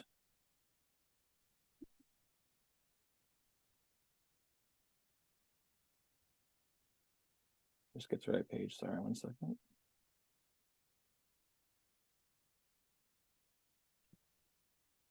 So the vision lists a city that is green, rich in character, dynamic, livable, diverse, active, equitable, efficient, engaging, and creative. This proposal does not impair the intent of that.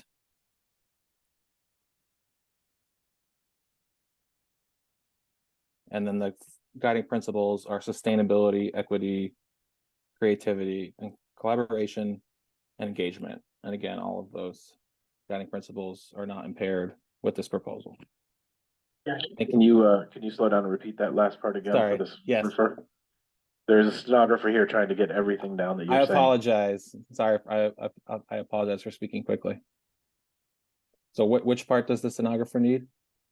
Just the end, just that last sentence that you stated. You got it. So there are also the guiding principles of the comprehensive plan. Those are sustainability, equity, creativity, collaboration, and engagement. Those guiding principles are not impaired by this proposal. I also just want to briefly mention the goals, policies, and objectives listed in the attorney's report. I think those are appropriate quotations as well to show that the intent and purpose of the comprehensive plan is not impaired by this proposal. We have a copy of the Attorney Conley's report as a part of the record now. Thank you.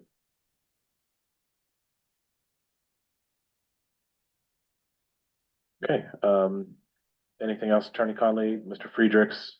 Happy to answer questions, Mr. Chairman, but I think we walked through this a little bit last month and we have the additional detail this month. No, we had a lot more questions than we had answered last month, so this definitely helps bring it all into focus. It clearly delineates the two parcels. It gives the dimensions that we were asking for more detail about, so I appreciate that. Commissioners, do you have any questions for the applicant prior to hearing the staff report? Okay, I guess with that, we'll hear the staff report.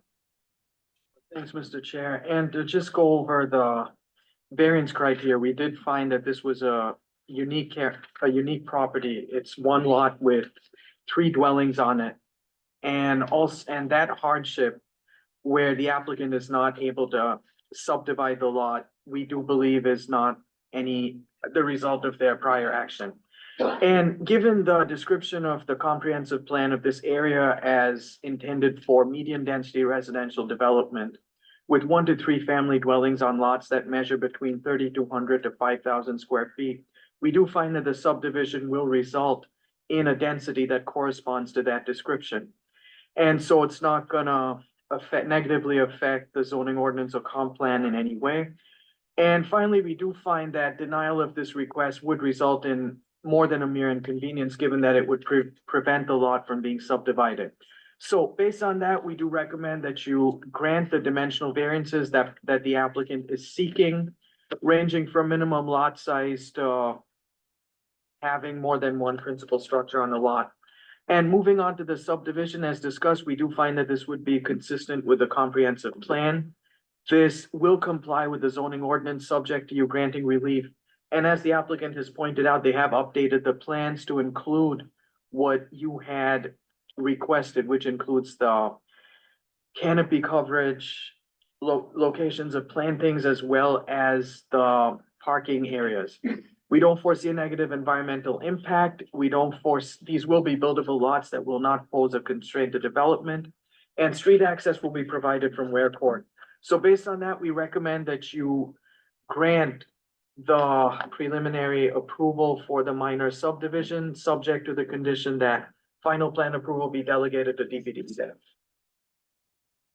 I have one more recommended condition on that, which is that the 3 houses remain single families.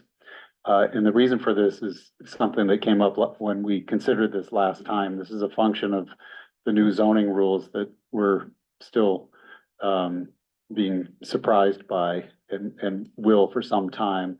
That one of them being that on a lot of any size in an R3 zone, you're allowed to have 3 units. And we don't want to inadvertently allow for more units by granting relief here. So I think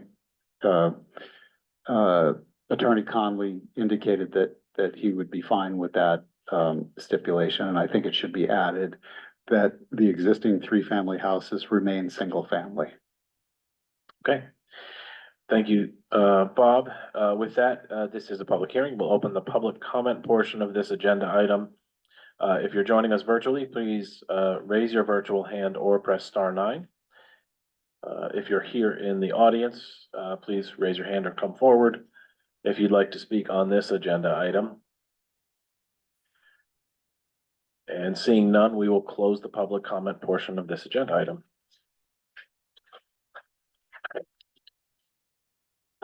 Well, looks like we have to make two votes on this one, right? We need dimensional relief and then the minor subdivision. Can I just ask a question about the impervious coverage? Absolutely. It looks like based on all the numbers given on this survey, it complies, but it looks like the staff report is saying that that's still something we need relief for, so. Can you explain to me why? If I may, I think that may be one of the details that we added to the survey between last month and now. Okay, yeah, I remember it wasn't on the survey last time, so and we had asked for it. So it does actually comply. And maybe that should be if you're able to comply and it's showing that you're complying now, that should probably be a condition of approval for the minor subdivision. Well, I think if they don't need the impervious relief, then you don't have to approve that. It's basically as presented in the surveys where we're comfortable on the subdivision. Yeah, so you can. So we can discuss minimum lot size, minimum lot width, and rear yard setback only for this, and you'd be okay with that? Okay. So Well, it and will be we still need to do, and more than one principal structure on a lot. right. So it would be a motion to approve those variances, all variances requested except for the ones related to impervious surface. Yep. That was a good catch. Thank you, Charlotte. Any other questions or discussion? All right, I will make a motion to approve all the variances except for the impervious coverage requirement based on what we heard today and what has been submitted. Okay, we have a motion. Do we have a second? Second. All right, for the dimensional relief, we'll go around. We'll do a voice vote. Charlotte, Aye. Nicole, Aye. Dave, Aye. and I vote aye. Moving right along to the minor subdivision. If a motion were made, it would include that the existing single-family houses remain single-family and that the final plan be delegated to DPD staff. So moved. All right, do we have a motion? Do we have a second? Second. All right, we'll go around and do another voice vote. Charlotte, Aye. Nicole, Aye. Dave, Aye. and I vote aye.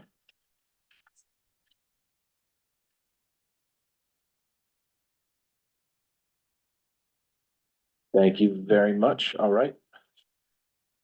We're moving along to agenda item number 4. It's a city council referral number 3571, 702 to 710 Potters Avenue. Mr. Chair and Commissioners, this is a request for a rezoning from R3 to MMU 75. Sure, you get closer to the mic, please. Sure, this is a request for rezoning from R3 to MMU 75. And the subject lots are occupied by an auto repair business that the applicant intends to expand and for which the zone change is being requested. And as you will hear, this is an area where R3 and MMU 75 are in proximity. So the applicant can tell us more about the change and what we can expect to see. And we should know that the applicant has submitted plans of what the change is going to look like. Mr. Chairman, per usual, I do have a report that I can submit. I believe this was submitted earlier, but here's our copy. This was emailed to us, right? Yeah. Yeah, we got this emailed earlier today. I think the easiest way to sort of look at this project is it is an area where the zoning does not necessarily reflect the actual uses in the area. We are directly across from C1. Elsewhere in the residential zone, it includes an American Legion. We're basically looking to expand the existing plumbing operations across the 2 lots. So the zone change will correct the base zoning of the existing plumbing operation and then change the base zoning on the 2 immediately adjacent lots so that we can build a new structure extending the existing structure. The intended uses are for storage of additional supply and for the applicant to be able to work on his own fleet of plumbing trucks. There was a recommendation within the report that we pay attention to noise and light on the rear neighbors, as that is a residential zone. Within our site plan, you'll see that there's we maintain a large setback when we have plantings intended in that space. To a certain degree, this won't be representative of a large scale change in intensity of the use that's already there. It's basically building the structure around the use that's already there. This is permitted once upon a time and then never constructed. I do have the applicant here if there's any question for additional detail. But generally, it's to continue the existing use, except to house the existing use inside of a structure as opposed to it being on vacant lots. Okay.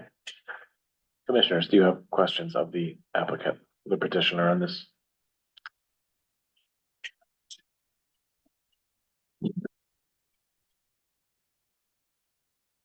I have a question for Bob.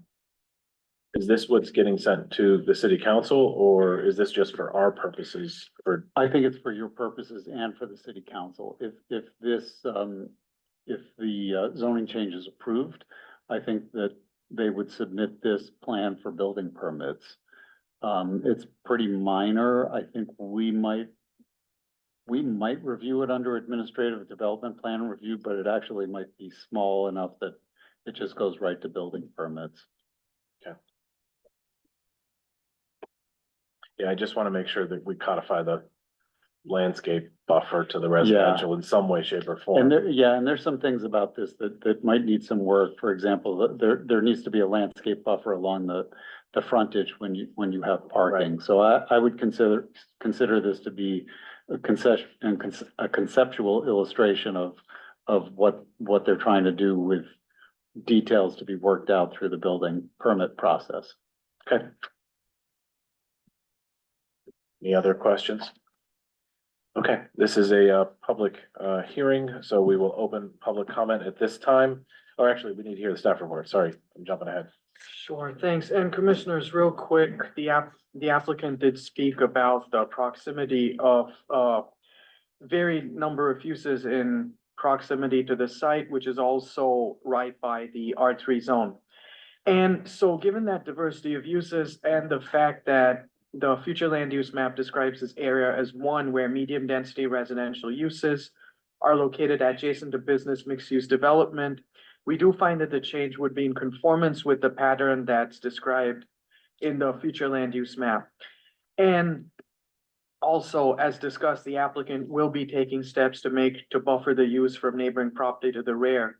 So given them taking those steps, we do find that this would be in conformance with section 101 of the zoning ordinance. And based on that, we recommend that you make a positive approval to the city council to approve the change with the condition that the petitioner demonstrate how the property will be buffered from neighboring residential property. I guess keeping that condition and also safeguards it as well. We don't even have to remove that, even though they've given us a plan. Okay, this is a public hearing. At this point, we will open up public comment. If you're here to speak on this matter, please raise your hand or come forward if you're in the room. If you're joining us virtually, please raise your virtual hand or press *9 if you're calling in. And seeing none, we will close the public comment portion of this agenda item.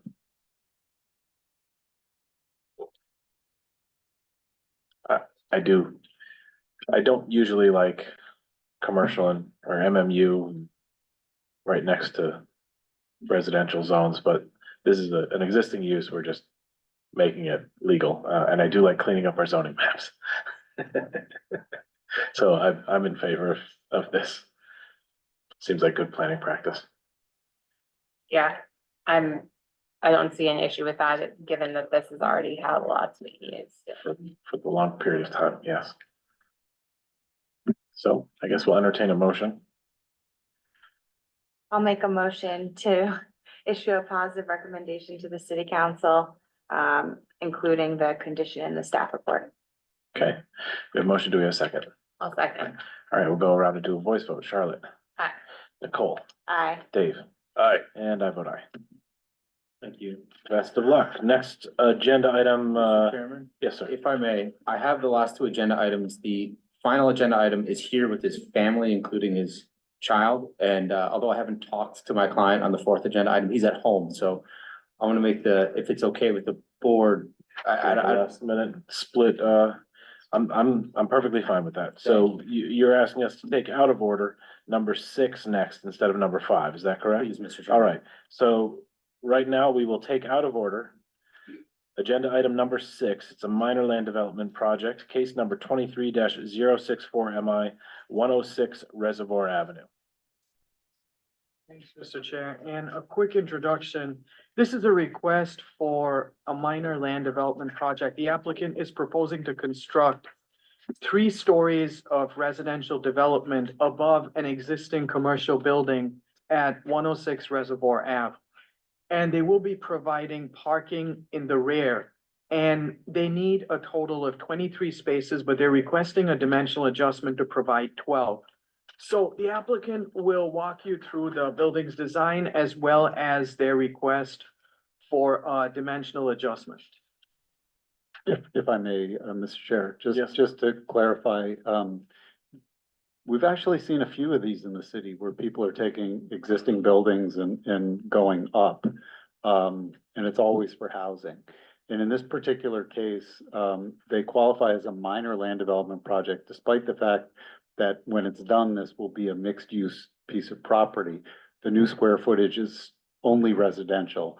That's why it's a minor land development project.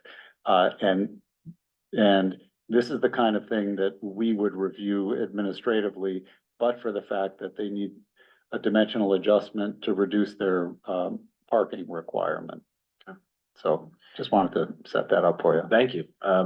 I saw this in the packet when we were getting ready for tonight's meeting, and it piqued my interest, so please carry on. Thank you, Mr. Chairman. I'll turn it over to Brian Michi. He's the lead architect in his team. In the interim, I'm told there was a request for us to hand deliver updated plan sets. I have those, so I want to give those out right now. Hi, everyone. Hi, commissioners. Good evening. I'm gonna present you the project, and I don't know if Antonio is around there to share the screen. We'll be able to share the screen. Yes. Mhm. You connected. There we go. You have it? There you go. Okay, this is Antonio. Antonio, you can say hi to the Good evening commissioners. to everyone. I'm very happy to be here. Thank you. Mhm. Okay, Antonio, we're ready to present. Okay, great. I'm gonna share right now my screen.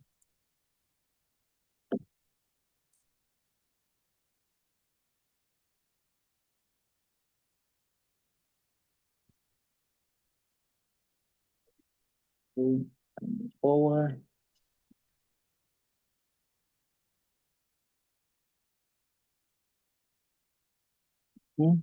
So while he's teeing this up, my main takeaway is you're taking an existing building and you're just plopping 3 stories of residential on top. Right, yes. Beautiful. That's exactly what we want. Exactly. That's kind of what I'm getting at here. So yeah, this is this is the design proposal. We are planning to add the 3 stories as you says. And then partially we have parking on the rear side of the building, which is currently empty. And it's a structure that we are planning to remove and adding parking on the side. So that's the projection of the parking, which the building is also extending as an overhang towards the parkings from number 6 to number 12. But this is in the rear side. And also we are adding green space in next to the parking, according with the ordinances, and we are adding more trees, more bushes on the sides of the building in the southeast.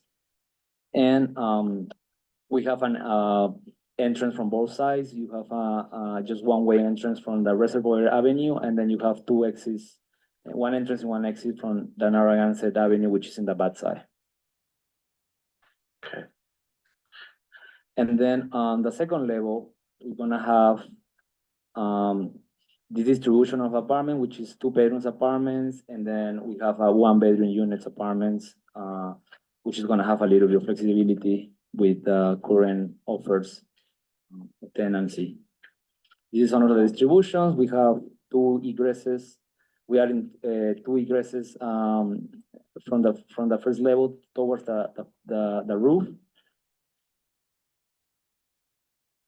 And on So this is a typical floor plan, so that's gonna be continuing on the third floor and on the fourth floor as well.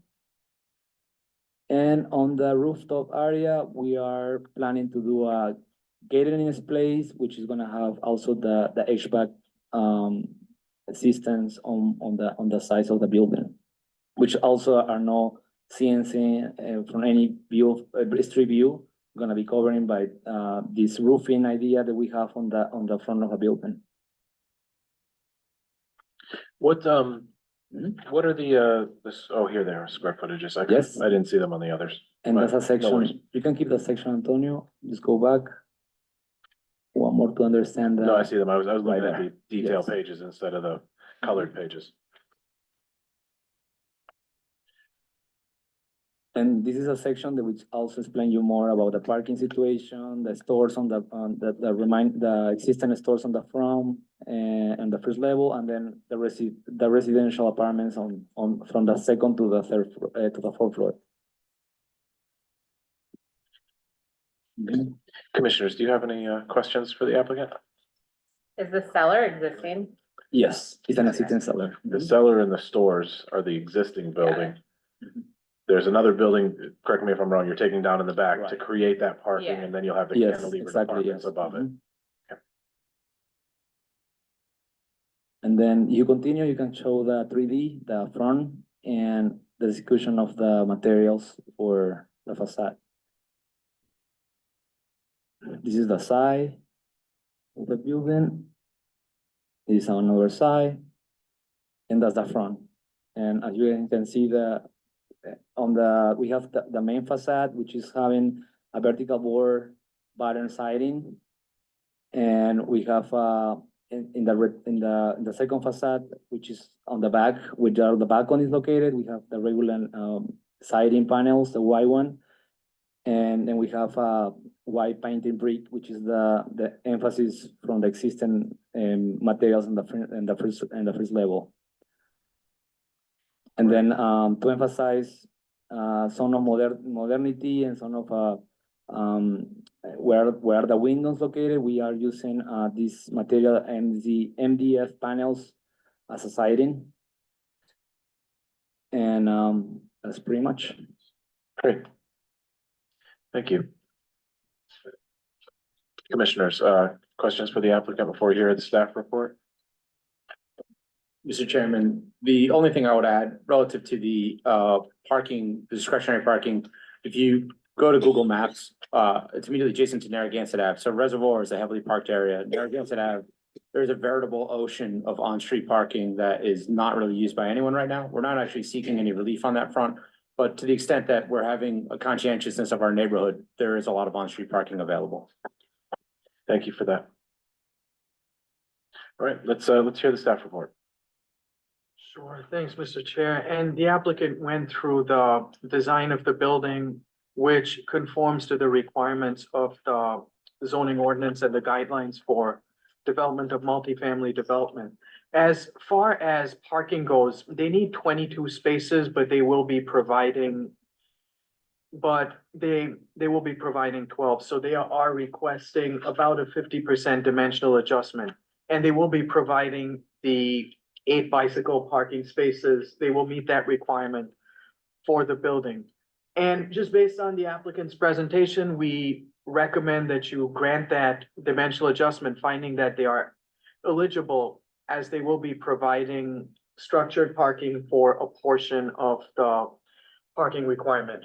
They do indicate that they will meet the canopy coverage requirement. However, we will ask that that be verified and based on, subject to the city forester's approval. We don't foresee a negative environmental impact. The applicant has included information on erosion control as well as stormwater control measures. So based on that, we do find that the plan is consistent with the future land use map of the comprehensive plan, as it is the type of multifamily mixed-use development that we like to see in the neighborhood commercial designation. And as discussed, the applicant is in conformance with the use, parking, and landscaping as well as dimensional requirements. And they will be and they will conform to the parking requirements subject to you granting the adjustment. We don't foresee a negative environmental impact. This will be a buildable lot. There are no physical constraints that impact development of the property. And vehicular and pedestrian access will be provided from Reservoir Ave and Narragansett Ave.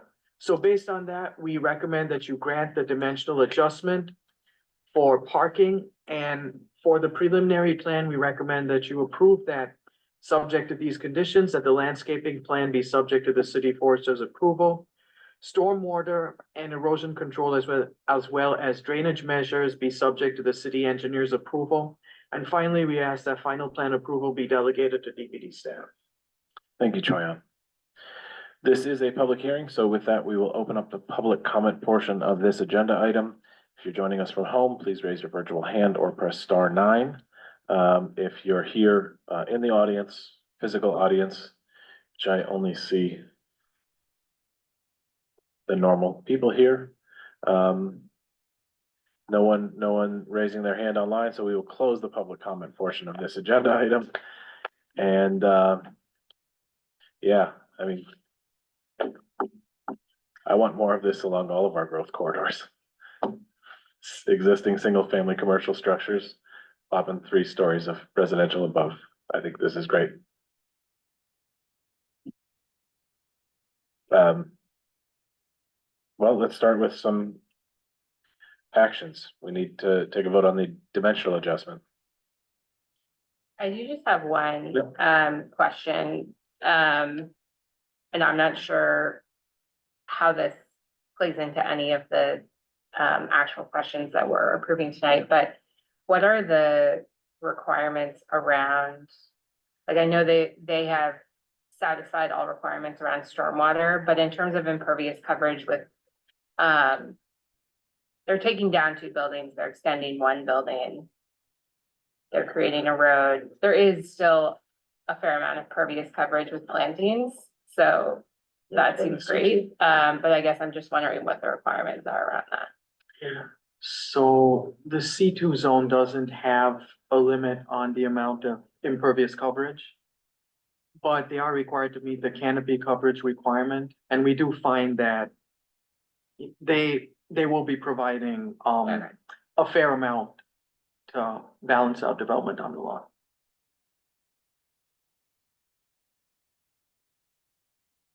Thank you, Troy. That's my only. That's your only question? Okay. Well, then, with that, the dimensional adjustment, I mean, I like the idea of taking down part of a building and putting in some parking and then giving relief for the rest, so. Anyone be so Does anyone else want to make motions today? willing to make a motion to grant the 50% dimensional adjustment from the parking requirement, finding that the applicant will be providing structured parking? You can say so moved. So moved. Perfect. Do we have a second? I'll second. All right, we'll go around and do a voice vote. Charlotte. Aye. Nicole. Aye. Dave. Aye. And I vote aye. Next, we'll be taking action on the preliminary plan. Thank you all. Well, we're not done yet. That was just your dimensional adjustment.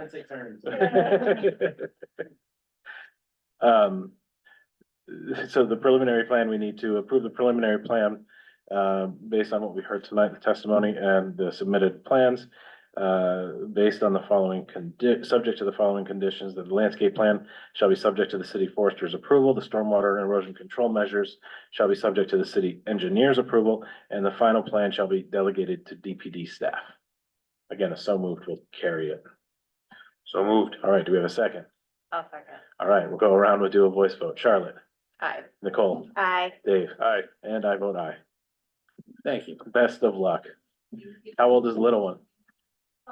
5. He's doing well. Thank you. Moving right along to the last agenda item, which is agenda item number 5. It's a city council referral number 3572103 Evergreen Street. Sure, thanks, Mr. Chair. And this is a request from the applicant, from the petitioner to rezone the subject lot from R3 to R4 in order to allow for construction of a multifamily building on the lot. It's currently occupied by a building that will be demolished, and the building is proposed to currently provide 58 dwelling units. So I believe the applicants here, they'll tell us about the change. And I do believe that the applicant will also be will be able to answer any questions about the design of the building, and we'll walk you through that as well.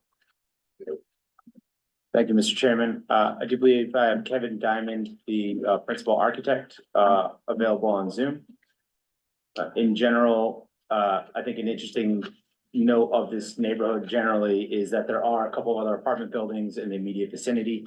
And I do expect another apartment building to apply for a similar zone change that is not as far ahead in the development process, but it has been applied for and has been noticed by the city council, which will be directly across the street.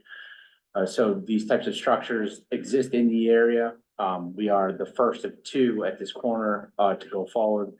Both this proposal and the proposal diagonally across the street there are in constant conversations with each other, and so we are aware of each other, we are working together. With that, I'll turn it over to Kevin to talk about the building itself. Good evening, everyone. Thank you so much for your time. Thank you. I'm going to go ahead and share screen. Is everyone able to see my screen here? Yep. Fantastic. Okay, so I think Dylan kind of set this up well. We're really excited about this project. We're right at the corner of Camp and Evergreen. We see this as a really wonderful neighborhood in real need for more housing units.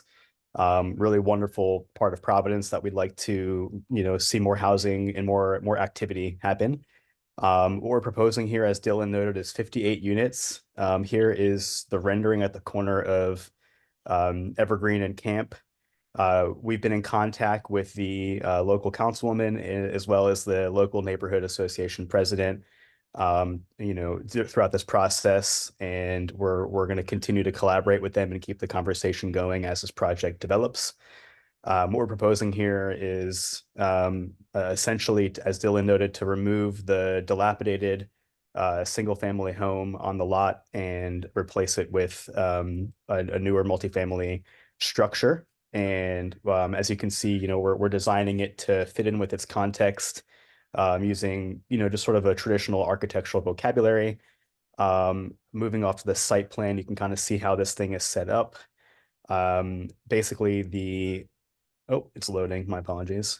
You can essentially see how the building fronts Evergreen along the north facade. To the south is 4 parking spaces, a trash enclosure, as well as the making room for the pad mount transformer, and canopy coverage as well. What we're proposing here is under the new R4 by right with no waivers, a pretty straight down the fairway proposal. And we're really excited about the project. If I can answer any questions, I'm here. Unit mix, just real quick, square footage and number of units. Absolutely. Yeah. So the unit mix here, let me zoom in. I've got a little table here. So we have 15 studios, 38 1 bedrooms, and 5 2 bedrooms. 217, 318, and 450. Okay. You got it. Yep. And then I will kind of go to the fun part, which is just some 3D images of the building, which I think is always fun to look at. Come on down to the end here. There we go. So this is some a couple of renderings from key views surrounding the property, highlighting its entry. Yep. Perfect. Thank you. Thank you. I probably will have the same feeling I've had on the last few R4 zone change recommendations, and that I'll recommend that there's a prohibition of short-term rentals with these, given the unit size. It could be a hotel. We don't want that. I don't think the applicant wants that, but I just want to cover ourselves by saying that because it's an unintended consequence of the R4 zone. Mr. Chairman, to the extent that there's a recommendation that there are no short-term rentals in that location, and there was actually some conversation earlier tonight during the comprehensive plan about what short-term rentals, this was one type of short-term rental, something else is another type of short-term rental. Looking forward, to the extent that the city enacts new policy relative to short-term rentals, would we be able to basically participate in any sort of policy and law changes if that condition was put in place? Or would be prohibited? I would say that, all changes, would have to go through city council. Once it's on your, it'll be a footnote on your land evidence record, just correct me if I'm wrong, but it'll be an R4 zone with prohibition of short-term rentals. So I believe you'd have to get that amended or changed if there is any change to that, but. Yeah, that's right. It goes on the zoning map as a condition. But a short-term rental, apologies, I haven't been at the last meeting where this was added, but like a short-term rental, I understand they're not wanting a hotel. But if someone wanted to rent this out in terms of like an Airbnb or something like that. That's That's the whole point, and it's That's- defined as such, yeah. These are incredibly small studio units. It would be easy to make a whole bunch of Airbnb units, and it doesn't help our housing crisis that we currently have. This is intended, the higher density is intended to help our housing crisis, not to add more, hotel units to the, which are very easy to do, which is pushing people to other parts of the town. That's the whole reason. The way, yeah, so with short-term rentals, in R1, R2, and R3, we say that they have to be owner occupied. The buildings have to be owner occupied. So if it's a three-family house in a three-family zone, the owner can live in one unit and then put 2 units on Airbnb for short-term rentals. They could even put their own unit on Airbnb as long as that's their primary residence. And we do that because, we want to preserve housing for, long-term rentals, but also it's a quality of life issue. When you have short-term rentals in what we call these sort of stable neighborhoods, they with very quick turnover, with, new, guests every weekend. It's a challenge. R4 currently does not have that prohibition. As we're talking about expanding R4, we're mulling over whether it should have that prohibition. There's no prohibition on short-term rentals in any of our commercial zones, including downtown and any of our mixed-use districts. So I do think, and we probably should have included it in our recommendation based on the discussion last time. These R4 zoning changes, I would hate to see as an unintended consequence that we're enabling housing to get built that immediately turns into short-term rentals and doesn't move the needle on. Yeah, I also think this is a particularly extreme, case of basically taking a neighborhood that's full of 3 families and putting a 58 unit building there. And I'm not, obviously the whole conversation tonight has been about how do we increase where do we think about growth? This isn't far from some of those growth areas. In fact, it might be in some of them. But it does feel like an extreme move, not a sort of gradual, steady growth that. Yeah, look, I don't disagree with you. Up until I started seeing,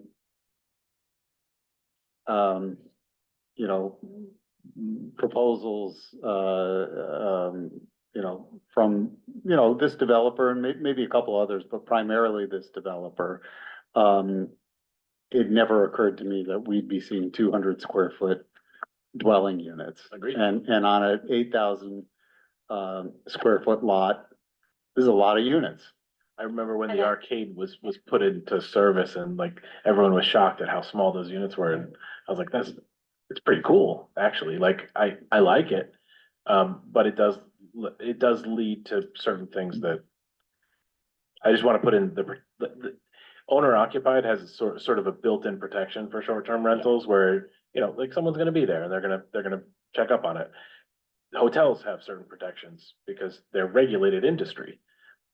If you put a whole non-regulated building into a residential neighborhood, that concerns me. And I think, you know, again, just hearing the comments from earlier tonight, do I agree with everything about, you know, how we need to be working with transportation or, no, I don't agree with all of those comments, but again, I think when you're increasing density at a certain speed, it becomes a concern, especially in the wake of short-term rentals where people aren't invested in neighborhoods. It's part of the reason people are concerned with student housing, because they're not invested in the area. If you're a resident and you live there and you're paying rent there, you in turn are normally more invested in your neighborhood. And short-term rentals really have no reason to be because they're short-term. The other comment I had, aside from that, I think these are loopholes that we're seeing in the R4 designation that need to be addressed in the upcoming plan, but I think there are ways that we could think about small units being really productive parts of new buildings in Providence. And I mean, I'll be the first to admit, I'm working on projects where we have units that are 200 and some, they're really not like less than 200, 220, I would say, square feet, but they're attached to really, I guess I would say, extreme amounts of affordability. Right. And to me, that changes the set of incentives that we're dealing with. Okay. Yeah, I would just like to add as well, Thank you. that, this building pushes the envelope. There's no question about it. Our conception of R4 was that it was, given what we were hoping for with R4 was that it would essentially be the same kind of massing, height, massing, lot coverage, impervious surface that you see in R3. This happens to be a big lot, 8,200 square feet, so it's bigger massing. But if you compare it to what's across the street, Yeah. so here's an apartment building here. This might be over in terms of our maximum lot coverage, but you know, it doesn't have parking. I don't know how many units there are in this particular building. You know, it's probably lower. These are probably bigger, I'm just guessing, although I don't know. Maybe it was like an SRO or, you know, who knows? Yeah.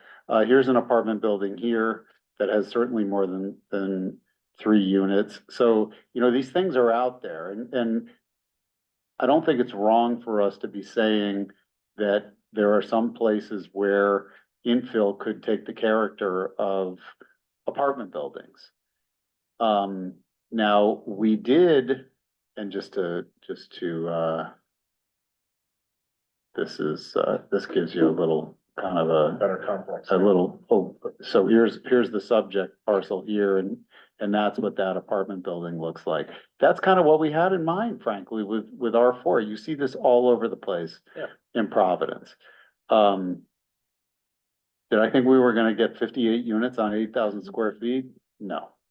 Yeah. I had no idea that was possible. They're in the basement. There's or cellar, excuse me. It's more than half below grade. So it's a cellar, but it's full of units and then 3 floors above that. This parcel is maxed out. They also filed this under last year's zoning when there was a 25-foot rear yard setback. We moved that to 30 feet. They're at the old setback, which is 25 feet or. Good job. You know, so, you know, they're in under that line, but yeah, they're pushing the envelope. Absolutely. I see Dustin DeZubi's hand is up. I don't know if he wanted to, if you wanted to. Well, did we take public comment yet or no? I think We have, we did. Well, we'll let him comment real quick. actually, his hand went down, so. I guess Mr. he Chairman, could- I think to the extent that it meets the moment and the conversation and the differences between R3 and R4 is we did, the firm did purchase this a long time ago. And I've seen about 15 to 20 different concepts on how to make this work in R3, and none of them were super cute, I'll say. It was rough. So the R4 does work here. I think it's an appropriate corner location with the other uses in the immediate vicinity. I'm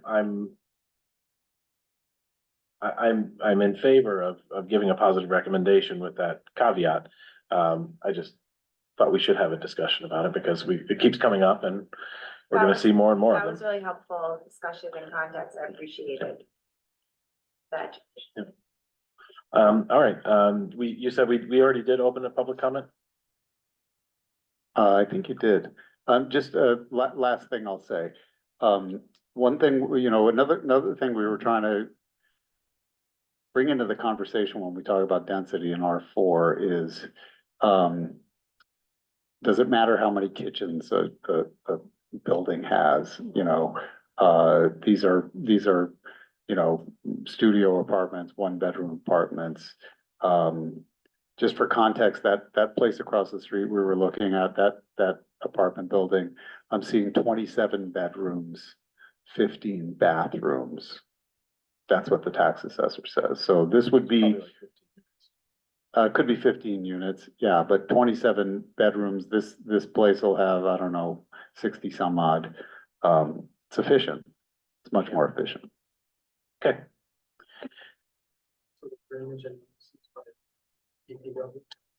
You want to mention that?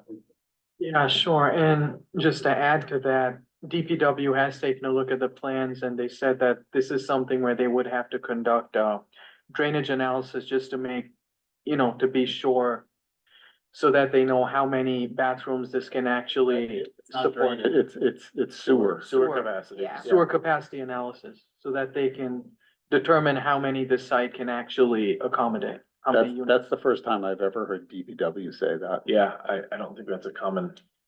Yeah, Right. it might be just here, like the particular sewer capacity that's right I here. hope so. Otherwise, we're in trouble for all this density we're trying to get online. All right, any other questions for the applicant? Any other discussion points? Again, I'm in favor of this with that caveat of prohibition of short-term rentals. Okay, I'll make a motion that we issue a positive recommendation with the caveat that there's no short-term rentals. Okay, we have a motion. Do we have a second? Second. All right, we'll go around with a voice vote. Charlotte, Aye. Nicole, Aye. Dave, Aye. and I vote aye. Thank you all. Thank you. Take a motion to adjourn. So moved. A second? Second. All right.